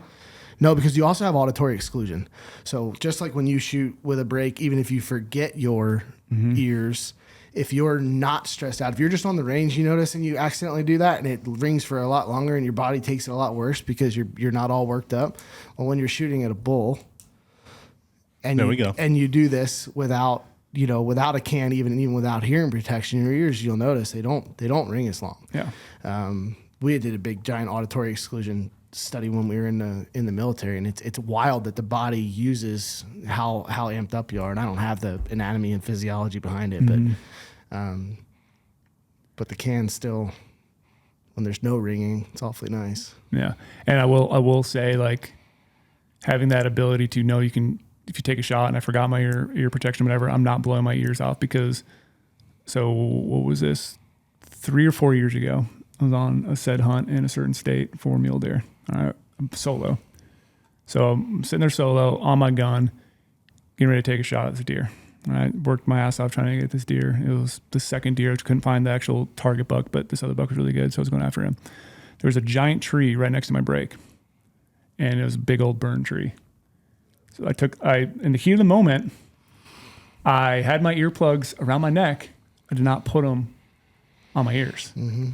So that tree that was right next to it, for whatever reason, all the sound, everything reflected off that tree and amplified, came back in my left ear, and I literally thought I was deaf. Because I was just in the heat of the moment, solo. I'm trying to set up my spotter by myself. Yep. And again, you could say, like, well, why do you have to use a spotter, Brady, if you can track impacts with your directional brake? But it's like, I really wanted to get a kill shot, so I know. Video, yeah. I'm just feeling, because I'm a solo, so I want to do everything I can to see it. So if I shoot and something happens, I can go review the footage, like, oh yeah, I crunched him, and maybe he got behind a tree or whatever. So I'm in grizzly country, all right? Oh boy. And now I'm walking down there, and I'm constantly like going with my ear, like, dude, it's ringing like bad. Like, it was kind of scary. And now I'm like, okay, now I have to cut up this buck solo. It's getting dark in grizzly country. Now I can't hear. Yeah, I can't hear. This is a great situation. So yes, we're gonna add like little slight wins here for you, but like just realize. But like, you got a big slam dunk loose. no, I don't have a slam. I don't have a big here. slam dunk, but like that is another win for that. Like when the situation like that, you're amped up. Everyone Yeah. gets excited when they're hunting, and you always want to put you'll see me always, like, even harvest photos, I forget to take the ear things off, but it's like always on my neck. But sometimes you heat of the moment, you forget to put them on. Pre-suppressor, I never remember to put them on. Yeah. It's always, I don't. And If you're not getting amped up, you should not be hunting. Yeah. I plugged my ears when my wife shot her bull with a bow. It's on video. That's how amped up I was. just so, I'm not kidding. It's on video. awesome. I plugged my ears. My wife was shooting a bow. Is that But that's the how last amped one? up I was. That's crazy. And if you're not That's cool. that amped up, Yeah. You know, just saying maybe you don't love it as much. That's all I'm saying. Especially, I mean, and after how many hunts you've been on. Oh, Like, I that's have no it's rad. issues. Like people talk about, you know, stone cold, this and that. No, I'm not that at all. No, I'm I'm nervous not. as hell. That's why I do it. It's that mental battle, that full draw, like that. That's why I love it. It's the only thing in my life that can get me completely spun out of control, and I have to somehow figure out a way to get myself back centered, execute, and I love that. So that's my favorite part about it. It's awesome. It's But awesome. keep going. Oh, yeah. I was gonna say too, like, I do feel bad though, as a person who does go to a rifle range every now and then. I love shooting by myself in the desert, but I do go to a rifle range, and covered canopies, and I'm the uncivilized guy. I've been told that I take shots, and everyone, even with everyone has ear pros on, but like you're really ringing everyone else's ear, even with ear pros on, and they all have suppressors, and I'm that guy. Usually I'm on the only one too. It always happens like I'm the only one. There's like 5 other guys next to me, all suppressed. Yeah. And then like all the material from the top constantly is like falling off the canopy because my brake is just so nasty. It's See, tearing those people, me. I just want to tell them to man up. Like, you're at a gun range, it's okay. Just, I don't. Just shoot. Yeah. Like, Yeah. I don't have suppressors to be considerate Yeah. of anybody other than me and my friends, because I think it's a plus for Yeah. our scenario. I haven't heard you say one con on your list yet. Okay. My cons I'm are reading cost. it over your shoulder. I'm waiting for him to ask you if he can start a suppressor sales division at GOHUNT. That's where I think he's getting so worked up. So my one of my big cons is cost. Like it's a definite consideration when you compare like whatever $150 to $250 high quality muzzle brake. Yeah. And you're talking what, thousands of dollars? Yeah, I mean, a good, even the titanium cans right now in today's market, you're anywhere between 800 and 1200 for a good 30 cal, I mean, quality can. you're pretty well safely over 1,000 no matter what. Tax stamp all in, you're over 1,000. Yes, you gotta pay Uncle Sam his 200, which we'll leave that alone, unless we want more F words for today's episode. But I think the titanium can Daniel Defense just released really cool high volume can, direct thread. I mean, really high quality suppressor. That one's rated $1,000 on the shelf, and it's an incredible suppressor. Yeah. That one right there on that the end of that gun, I want to say is $799. Yeah. So you are, yeah. And I have suppressors on every single one of my guns except 2. And I am not as, educated and nerdy and data driven about the exacts of why and why not. That's why I'm letting you 2 have it out. But I have 14 guns suppressed and 2 not suppressed. yeah, I don't believe in And shooting guns unsuppressed. And I will jump in after Brady gets through his cons, and you guys can talk about it in a lot smarter format than me and just my 101 reasons. Yeah, I mean, the only time, I think the only shot I've taken on an animal with a rifle without a suppressor, probably in the last 10 years, is when I went to Mexico. Yeah. And couldn't take it. Yep. And I dreaded shooting the gun. That's I didn't want to. That's one of Brady's cons, and I completely agree. That's one of his cons. Is travel. It's Yeah, not legal, 100%. not legal everywhere. So another one, not legal in every state and country. Yeah.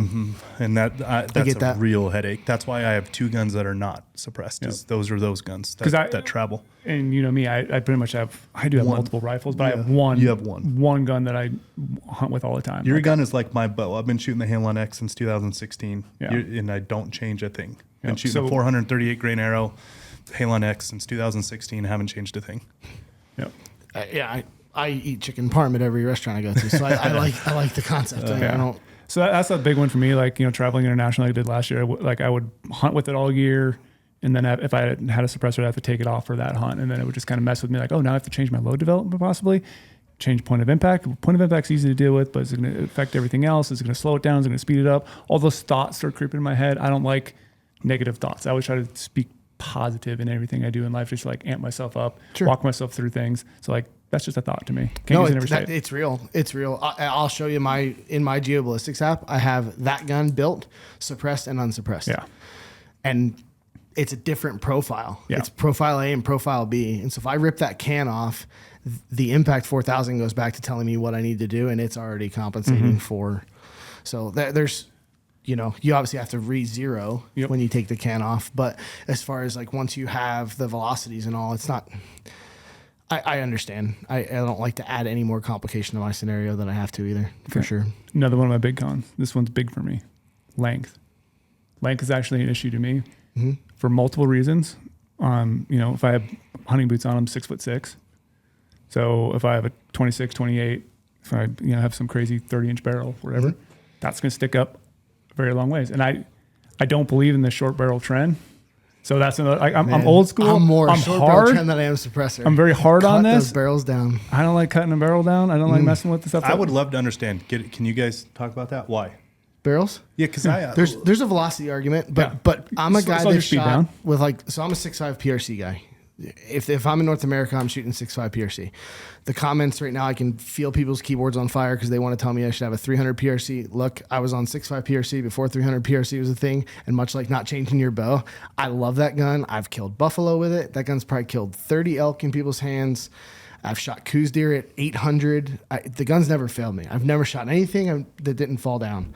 I had to shoot an all-dad with it twice. That thing didn't want to die. I shot him twice. Like that thing, and it's an 18-inch 6.5 PRC. And the comments will tell you that you can't have an 18-inch 6.5 PRC. The guy that built it didn't want to build it. He's like, you got to have a 24. Once we built that gun, he's like, dude, we are building 18-inch PRCs. Like this gun bangs hard. what is like statistically data, anything to support the difference of short and long barrels? Like what is even the point? What's the difference? There's increased muzzle velocity, which at distance will give you, in theory, better accuracy. But there's a lot of other things in that equation, like the bullet. Yeah. Siri's listening to me, which means the CIA is listening to me. Stop. So there's so many things that go into that equation. A lot of guys like to. I feel, this is me talking personally, take all the brands I represent out of it.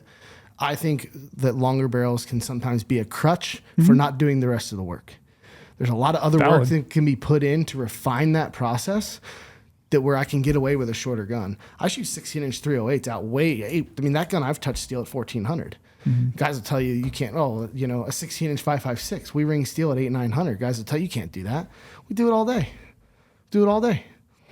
Because we're doing all the other work. The ballistics are there. We're accurately calling wind. I mean, our skill set is refined everywhere, instead of just the crutch of faster bullet, get places faster where I want it to go. Like I just think there's more to it, and I kill a lot of stuff really far away with short guns. There's probably something to be said about barrel harmonics too. I mean, What do you shoot? Barrel 26. I mean, do you have a reason why? I mean, it's Browning has. Yeah. But Browning has some barrel. shorter offerings. Like I would go longer if possible. I'd go make a 28. Why? Just a little bit added speed. I mean, like I said, like speed can be used as a crutch, but it could help you in the situation. not in the way that Jaryd was talking about. Yeah. I could see you picking up speed the same way, the same reason I'm switching to the Matthews Lift finally. And after 7 years of shooting the hail on is I do want speed, and I don't want speed to just get the arrow there faster. I want speed for certain hunting situations that I would just prefer to pick up a little bit of speed and a heavier arrow. And I want to shoot a heavier arrow. This is where I'm just old school. Yeah. I'm kind of old school stubborn. I like the look of a long barrel. I like the look of it.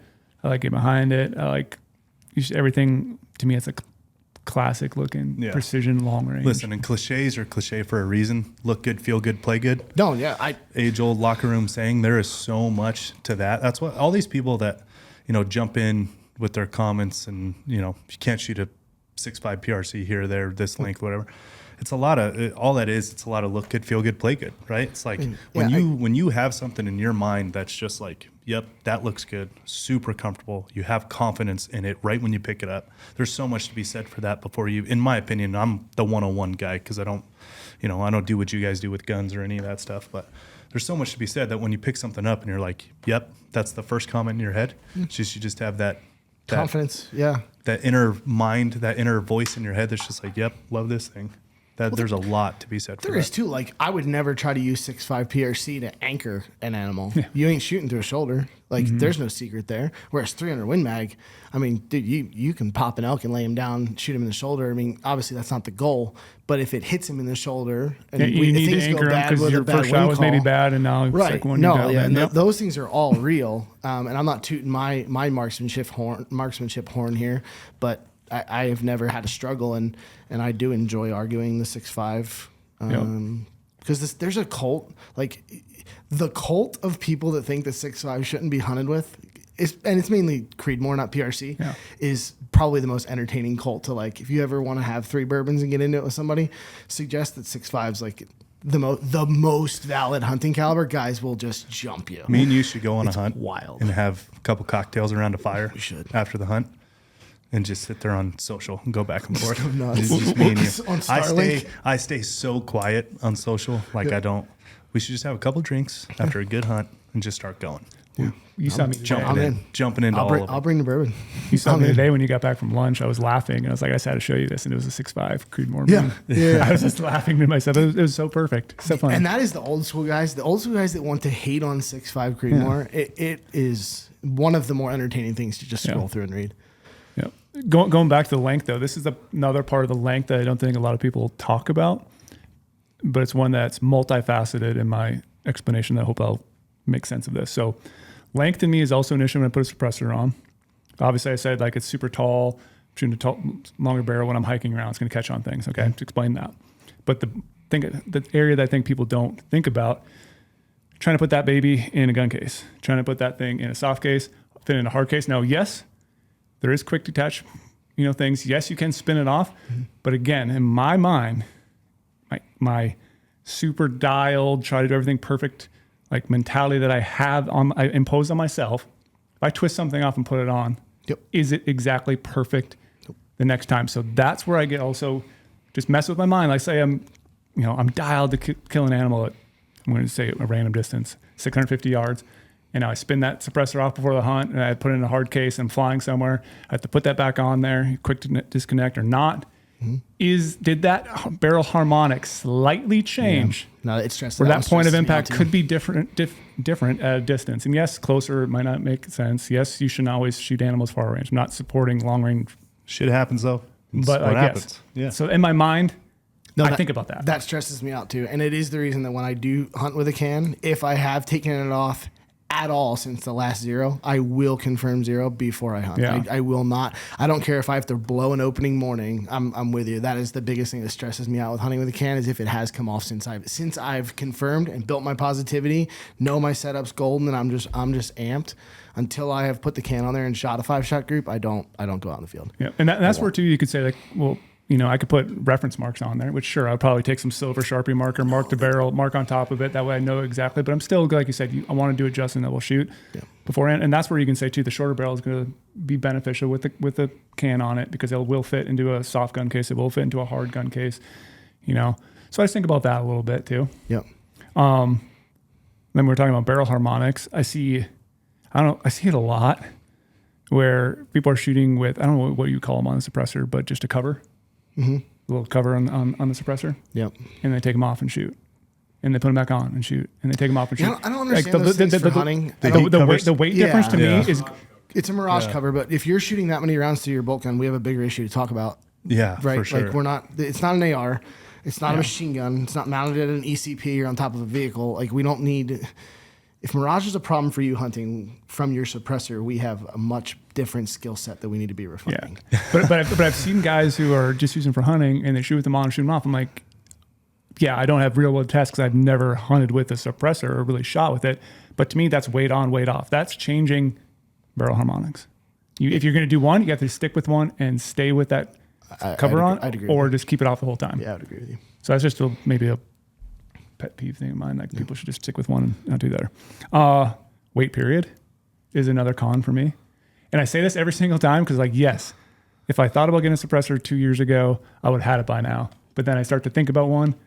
And wait, I thought you meant weight, like physical wait period, not the waiting period. Waiting period. Oh, yeah. The waiting period of actually getting that baby in my hand, mounting it on my precision rifle. Yeah.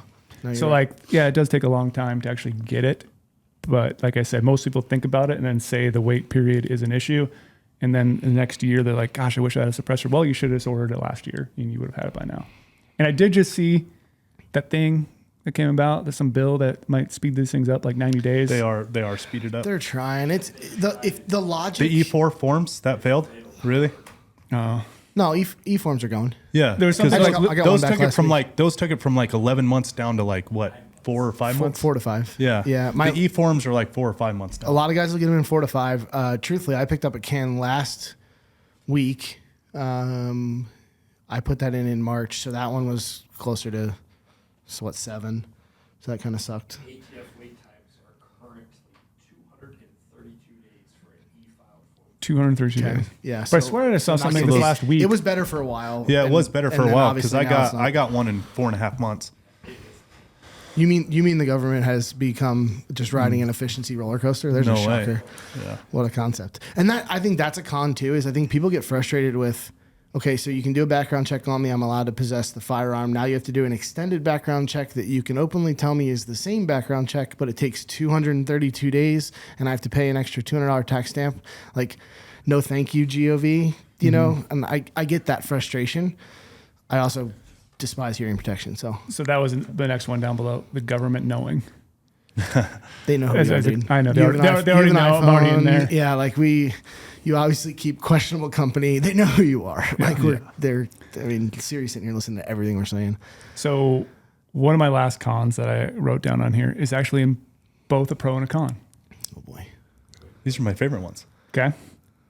Pro. We'll say it's a pro first, and then I'll go on the con. Pro. It looks good. Con. It looks good because what did I say earlier? Looks don't kill. That's true. So it's just. I'm gonna say it. Seems like it's a. I feel like you're going back to racism here. I really do. It seems like a cool thing to do on a hunting rifle. Throw a suppressor on there, and it's just for. No, we're making advancements. Look at the tan Yes, box of joy yes, bolted yes, to I the know, top, I know. right? Like It's I just- said, it's I'm an not gonna- advancement in technology. I'm not going to gain a lot of friends from this podcast, All right. but yeah, it's on both for me because I guarantee you the comments don't even. There's nothing valid of what we've talked No, about. I know. It's all 6'5" bullshit in the comments. Yeah. by the Yeah, time no this one's thing gonna gets no one's gonna released. pick hell up yes, on the I agree. suppression part. Yeah. Yeah. No, one's even gonna remember. like I said, I have 16 guns. 14 of them are suppressed, and that's pistols, and I'm talking everything. I got a couple AR platforms. I have a couple like home defense ones. Sure. I have what's that? So the Mac 11. Yeah, the Mac 11. I have suppressors on all those.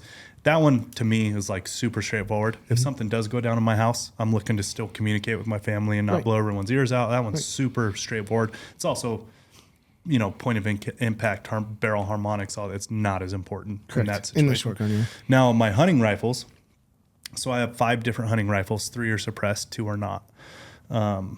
Now, like Brady, I use one of the suppressed when I can, and I use one of the unsuppressed when I can. It's not like I'm really switching back and forth. But I hunt primarily with a rifle.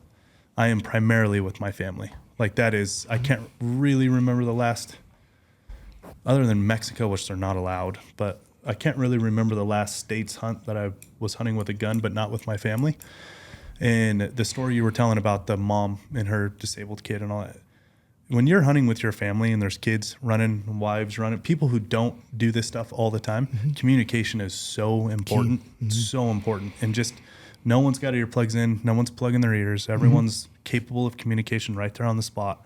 That's why I went suppressed with my family. Had my son 4 years ago. Knew I was going to take him hunting. Started buying suppressors 4.5 years ago, and they've been rolling in ever since. You know, So on that same subject, I want to tell a quick story with the same thing.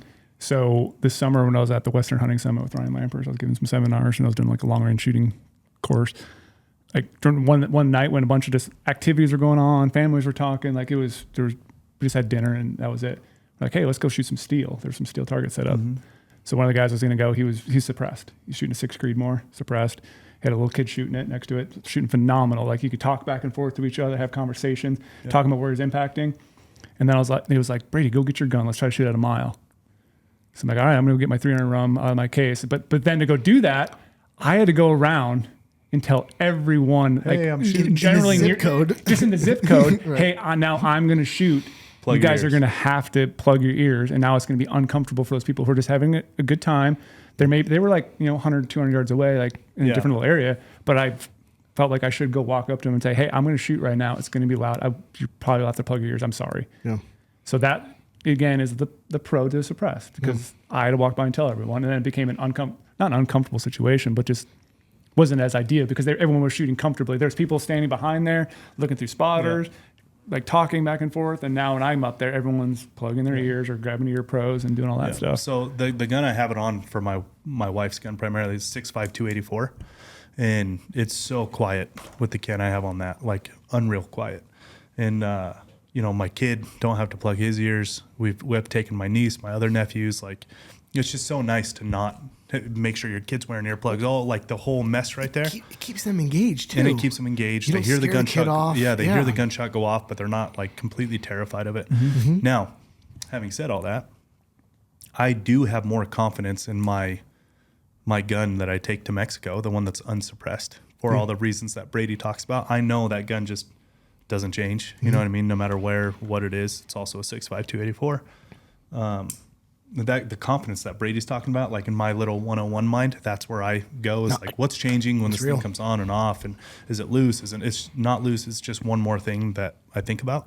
Now, having said that, like I said before, I'm primarily bow hunting. And the last rifle hunts I've been with my family, so it's been all suppressed. And it's literally only for the fact of my family first, not long range, not, my wife's not shooting long range anyways. You know what I mean? She's shooting 300-400 yards. Sure. But that's my 101 mind of why I started to get them and why I have them. Yeah. But to your cons, like, I have more confidence in my 6.5 284 that is not suppressed. I have more confidence shooting that gun. Well, it's real. There's less variables. There's no argument to that. Tell you what though, when you're training a child on a firearm, whether it be just general safety or we've done classes where we're getting kids into like positional shooting, shooting off a stick, shooting off a tripod, shooting off a backpack, how to get prone quickly, all that. When you're practicing that stuff with a can, it's way more effective because they're focused on the skill set and not the bang. We take all the bang out, and then once the bang is gone, we get a little bit of recoil reduction. I will agree with you. The right break, it does better.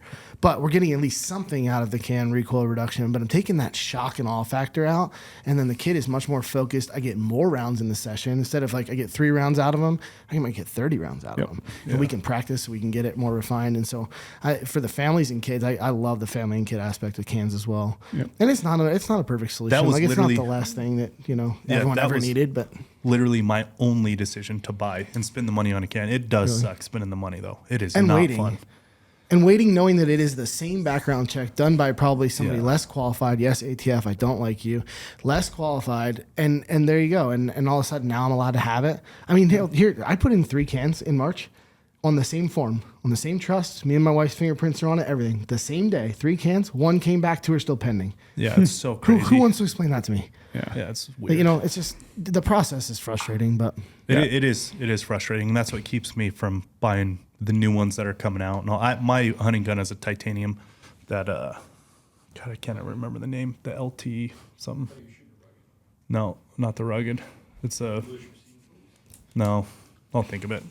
Yeah, that shoot Just confidently straight thing, titanium. that was another one that was on my pros for younger kids. Because like if most kids are scared of the bang, like you put it. Yeah, not so much the recoil, more It's the bang. bang. So it's going to get around them. They're going to be more confident. They're going to be maybe a better shot, want to go shooting more with you, want to hang out with you more, want to do these activities with you. So that's a very big positive to get rid of the bang for new shooters. Yeah. And they're going to be more comfortable. At the end of the day, it's like anything else, right? It's a good solution. It's not the only solution that anyone ever needs. It's not, Yeah. I feel like you guys have agreed with each other way too much. I feel like I during this. won. I just feel like I won 100% actually. Gosh. Do you really? Yeah, I've had this conversation with his con list is good, but so positive about espresso. Yeah, Say you it weren't again? heated at all. No, I was hoping for more. Yeah. like all the things I list, like I said, I'm very old school in my thought process, and I like my hunting rifle with a break. I don't know if I'll hunt with a suppressed anytime soon. Sure, I'm not gonna say never because that's a I big have thing. a new life goal to get you to hunt And- with like and a I short will- suppressed rifle. Everyone always says, is I read through all the comments. Once you shoot your suppressed, you never go back. Sure, that's constantly the case, but like I do love a break. I love You it. do hunt solo a lot too. Yeah. It works for me. And if I know if it works for me and it's proven and I can just do it all the time, why change? And also one of the cons is, even though I love the guy very much, absolutely love the person as a human, individual, everything. But one of the cons is Cody Bohr shoots suppressed. So that's also why I don't he's want to very do loud because, about it. because There's gotta be then some motivation. because then we can have these little fun arguments back Yeah. and forth about brakes are better, suppressors are better. And that's where that video came apart because I'm we just totally here are for really that. good friends, and I'm that's why here we for wanted that. to go for it. So that's another con. All right, so life goal: Brady Miller shooting a bull with a short suppressed rifle That would be That something. is that would is break the something internet. right there, on video. on video. Proof it happened.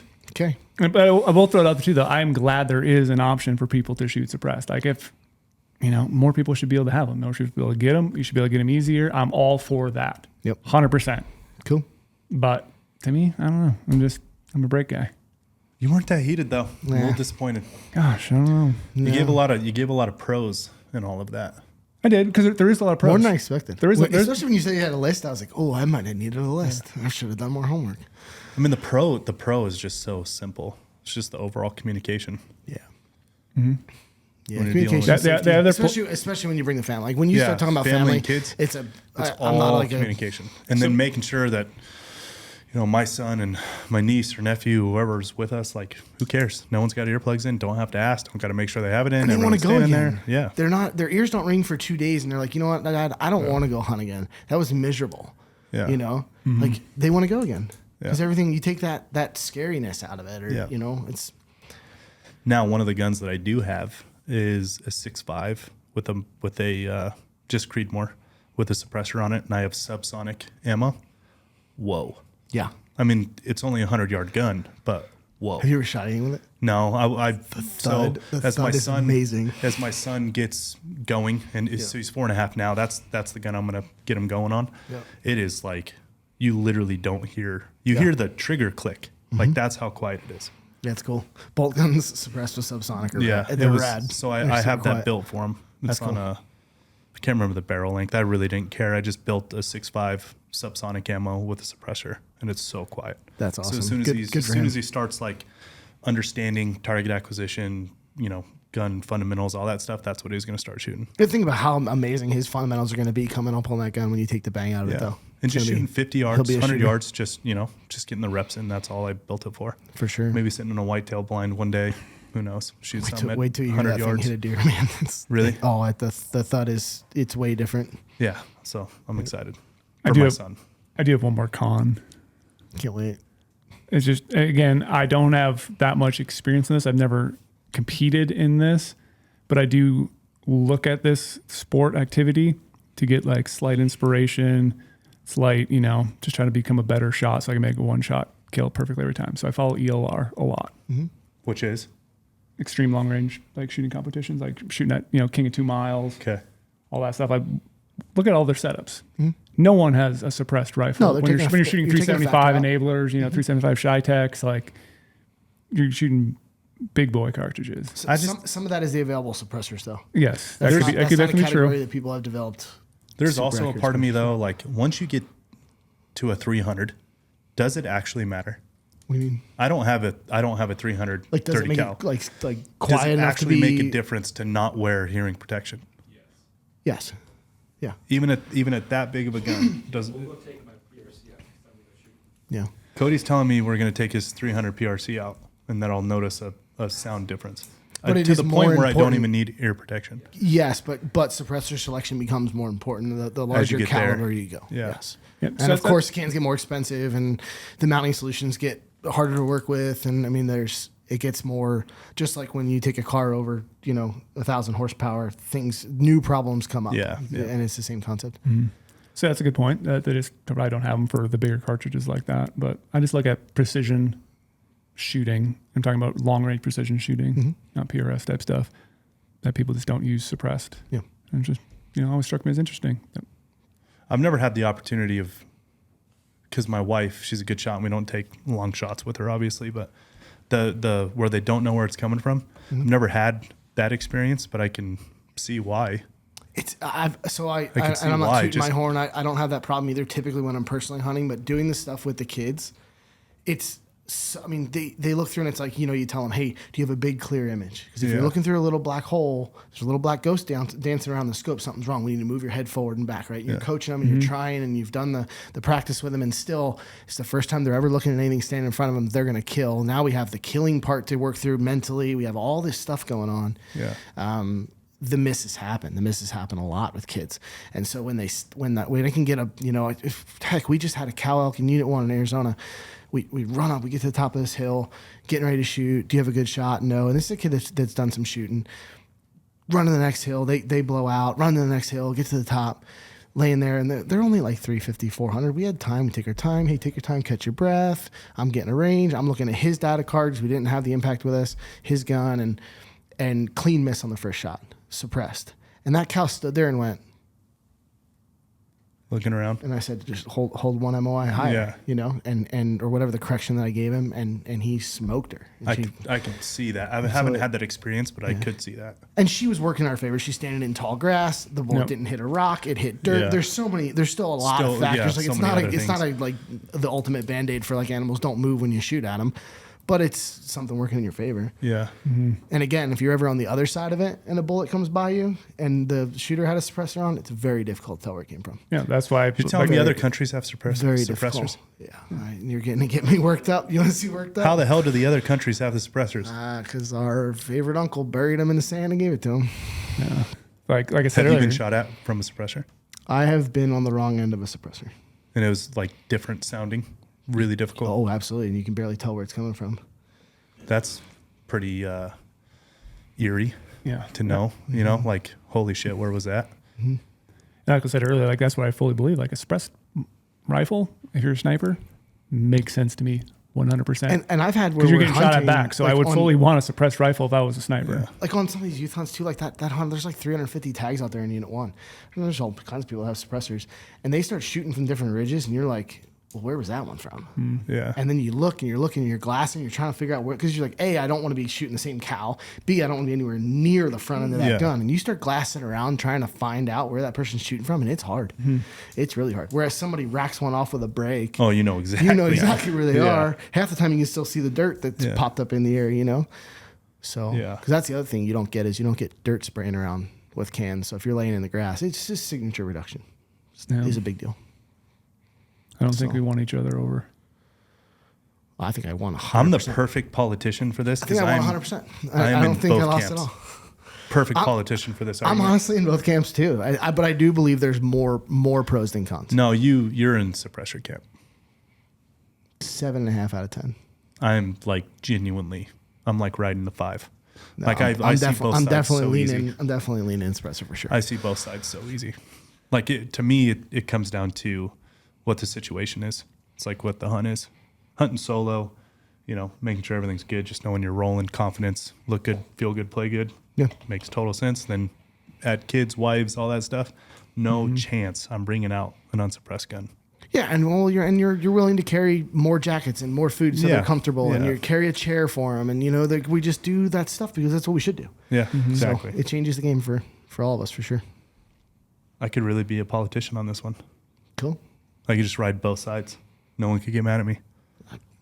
Someone will still find a way to get mad at Someone you. will still find a way. Let's I'm be telling honest. you, the comments are just going to be, you can't shoot elk with 6.5. That's all that's going to be in the comments. Yeah, or Brady needs to stop shooting. What if I 30 take cals. my son to shoot a cow elk 6.5 subsonic? You're going to get me to argue with you on that one. You're going to have to be, No, I would never. you I have to would be never put do in that. inner That was aisle. jokes. Yeah, People jokes. calm down. Yeah, I thought it was a good discussion though. Raccoons, though. Yeah, raccoons. Raccoons are great. Subsonic. Coyotes when they're in your Backyard. wife's chicken coop. Good subsonic. Good topic of this conversation. Went well. It went fine. I'm You're, still you're the only one disappointed. using the F word, which is great. So I did Yeah. get heated then a little bit. But I I was mean, just that talking was- about the missing thing. That Like, was that wasn't about the suppressors. That was about missing. which I deserve heat when I deserve it. So whatever. No one is allowed to miss, Brady. No one. And Oh. if you miss, then you're a shitty hunter.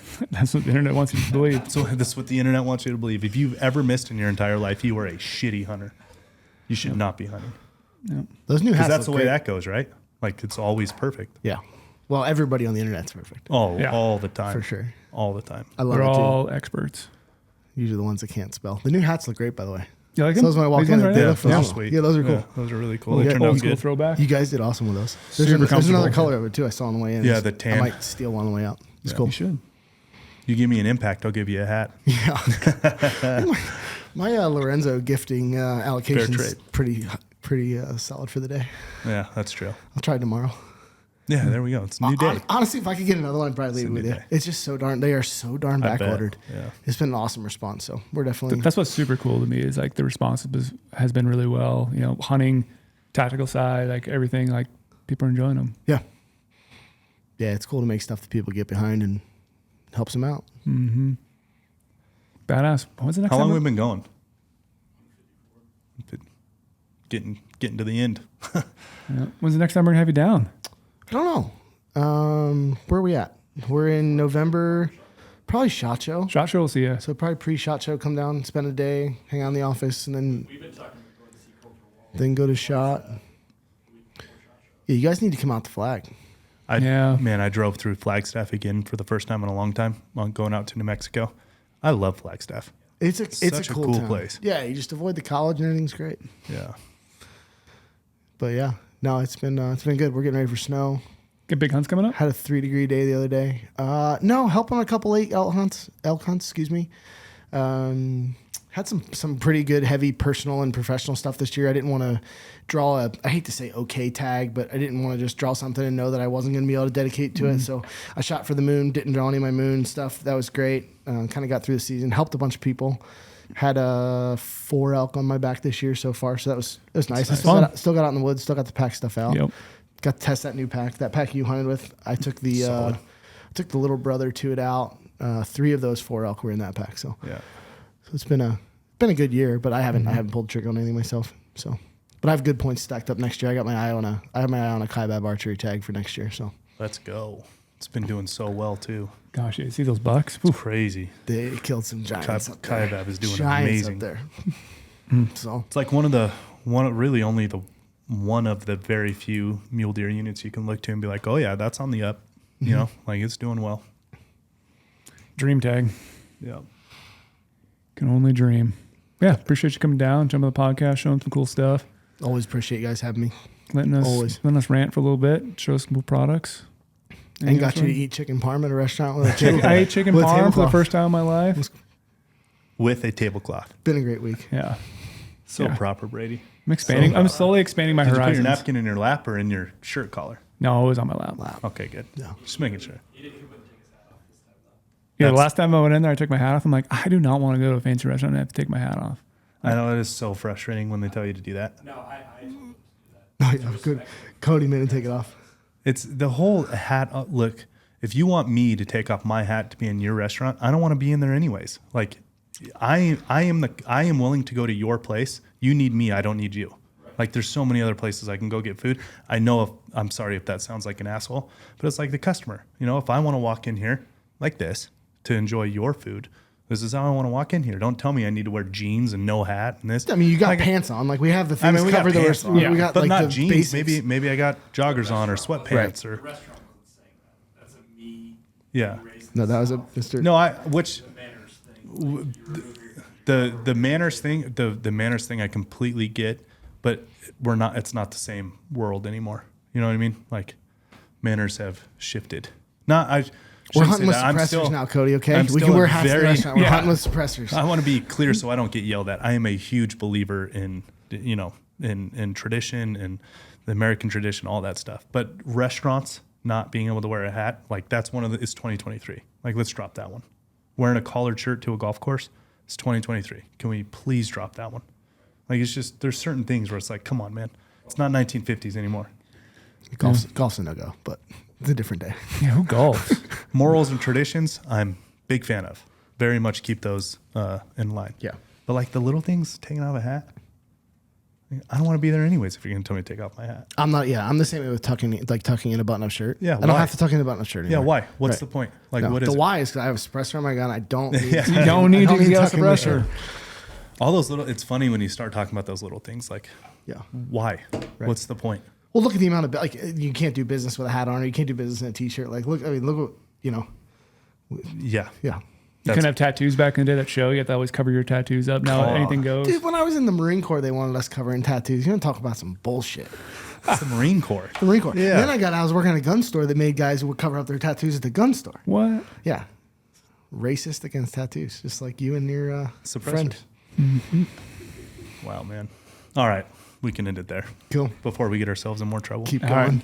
Appreciate you guys. Thanks See ya. for sticking with me on. Let me rant a little bit. Hey, always a pleasure. All right, catch you on the flip side.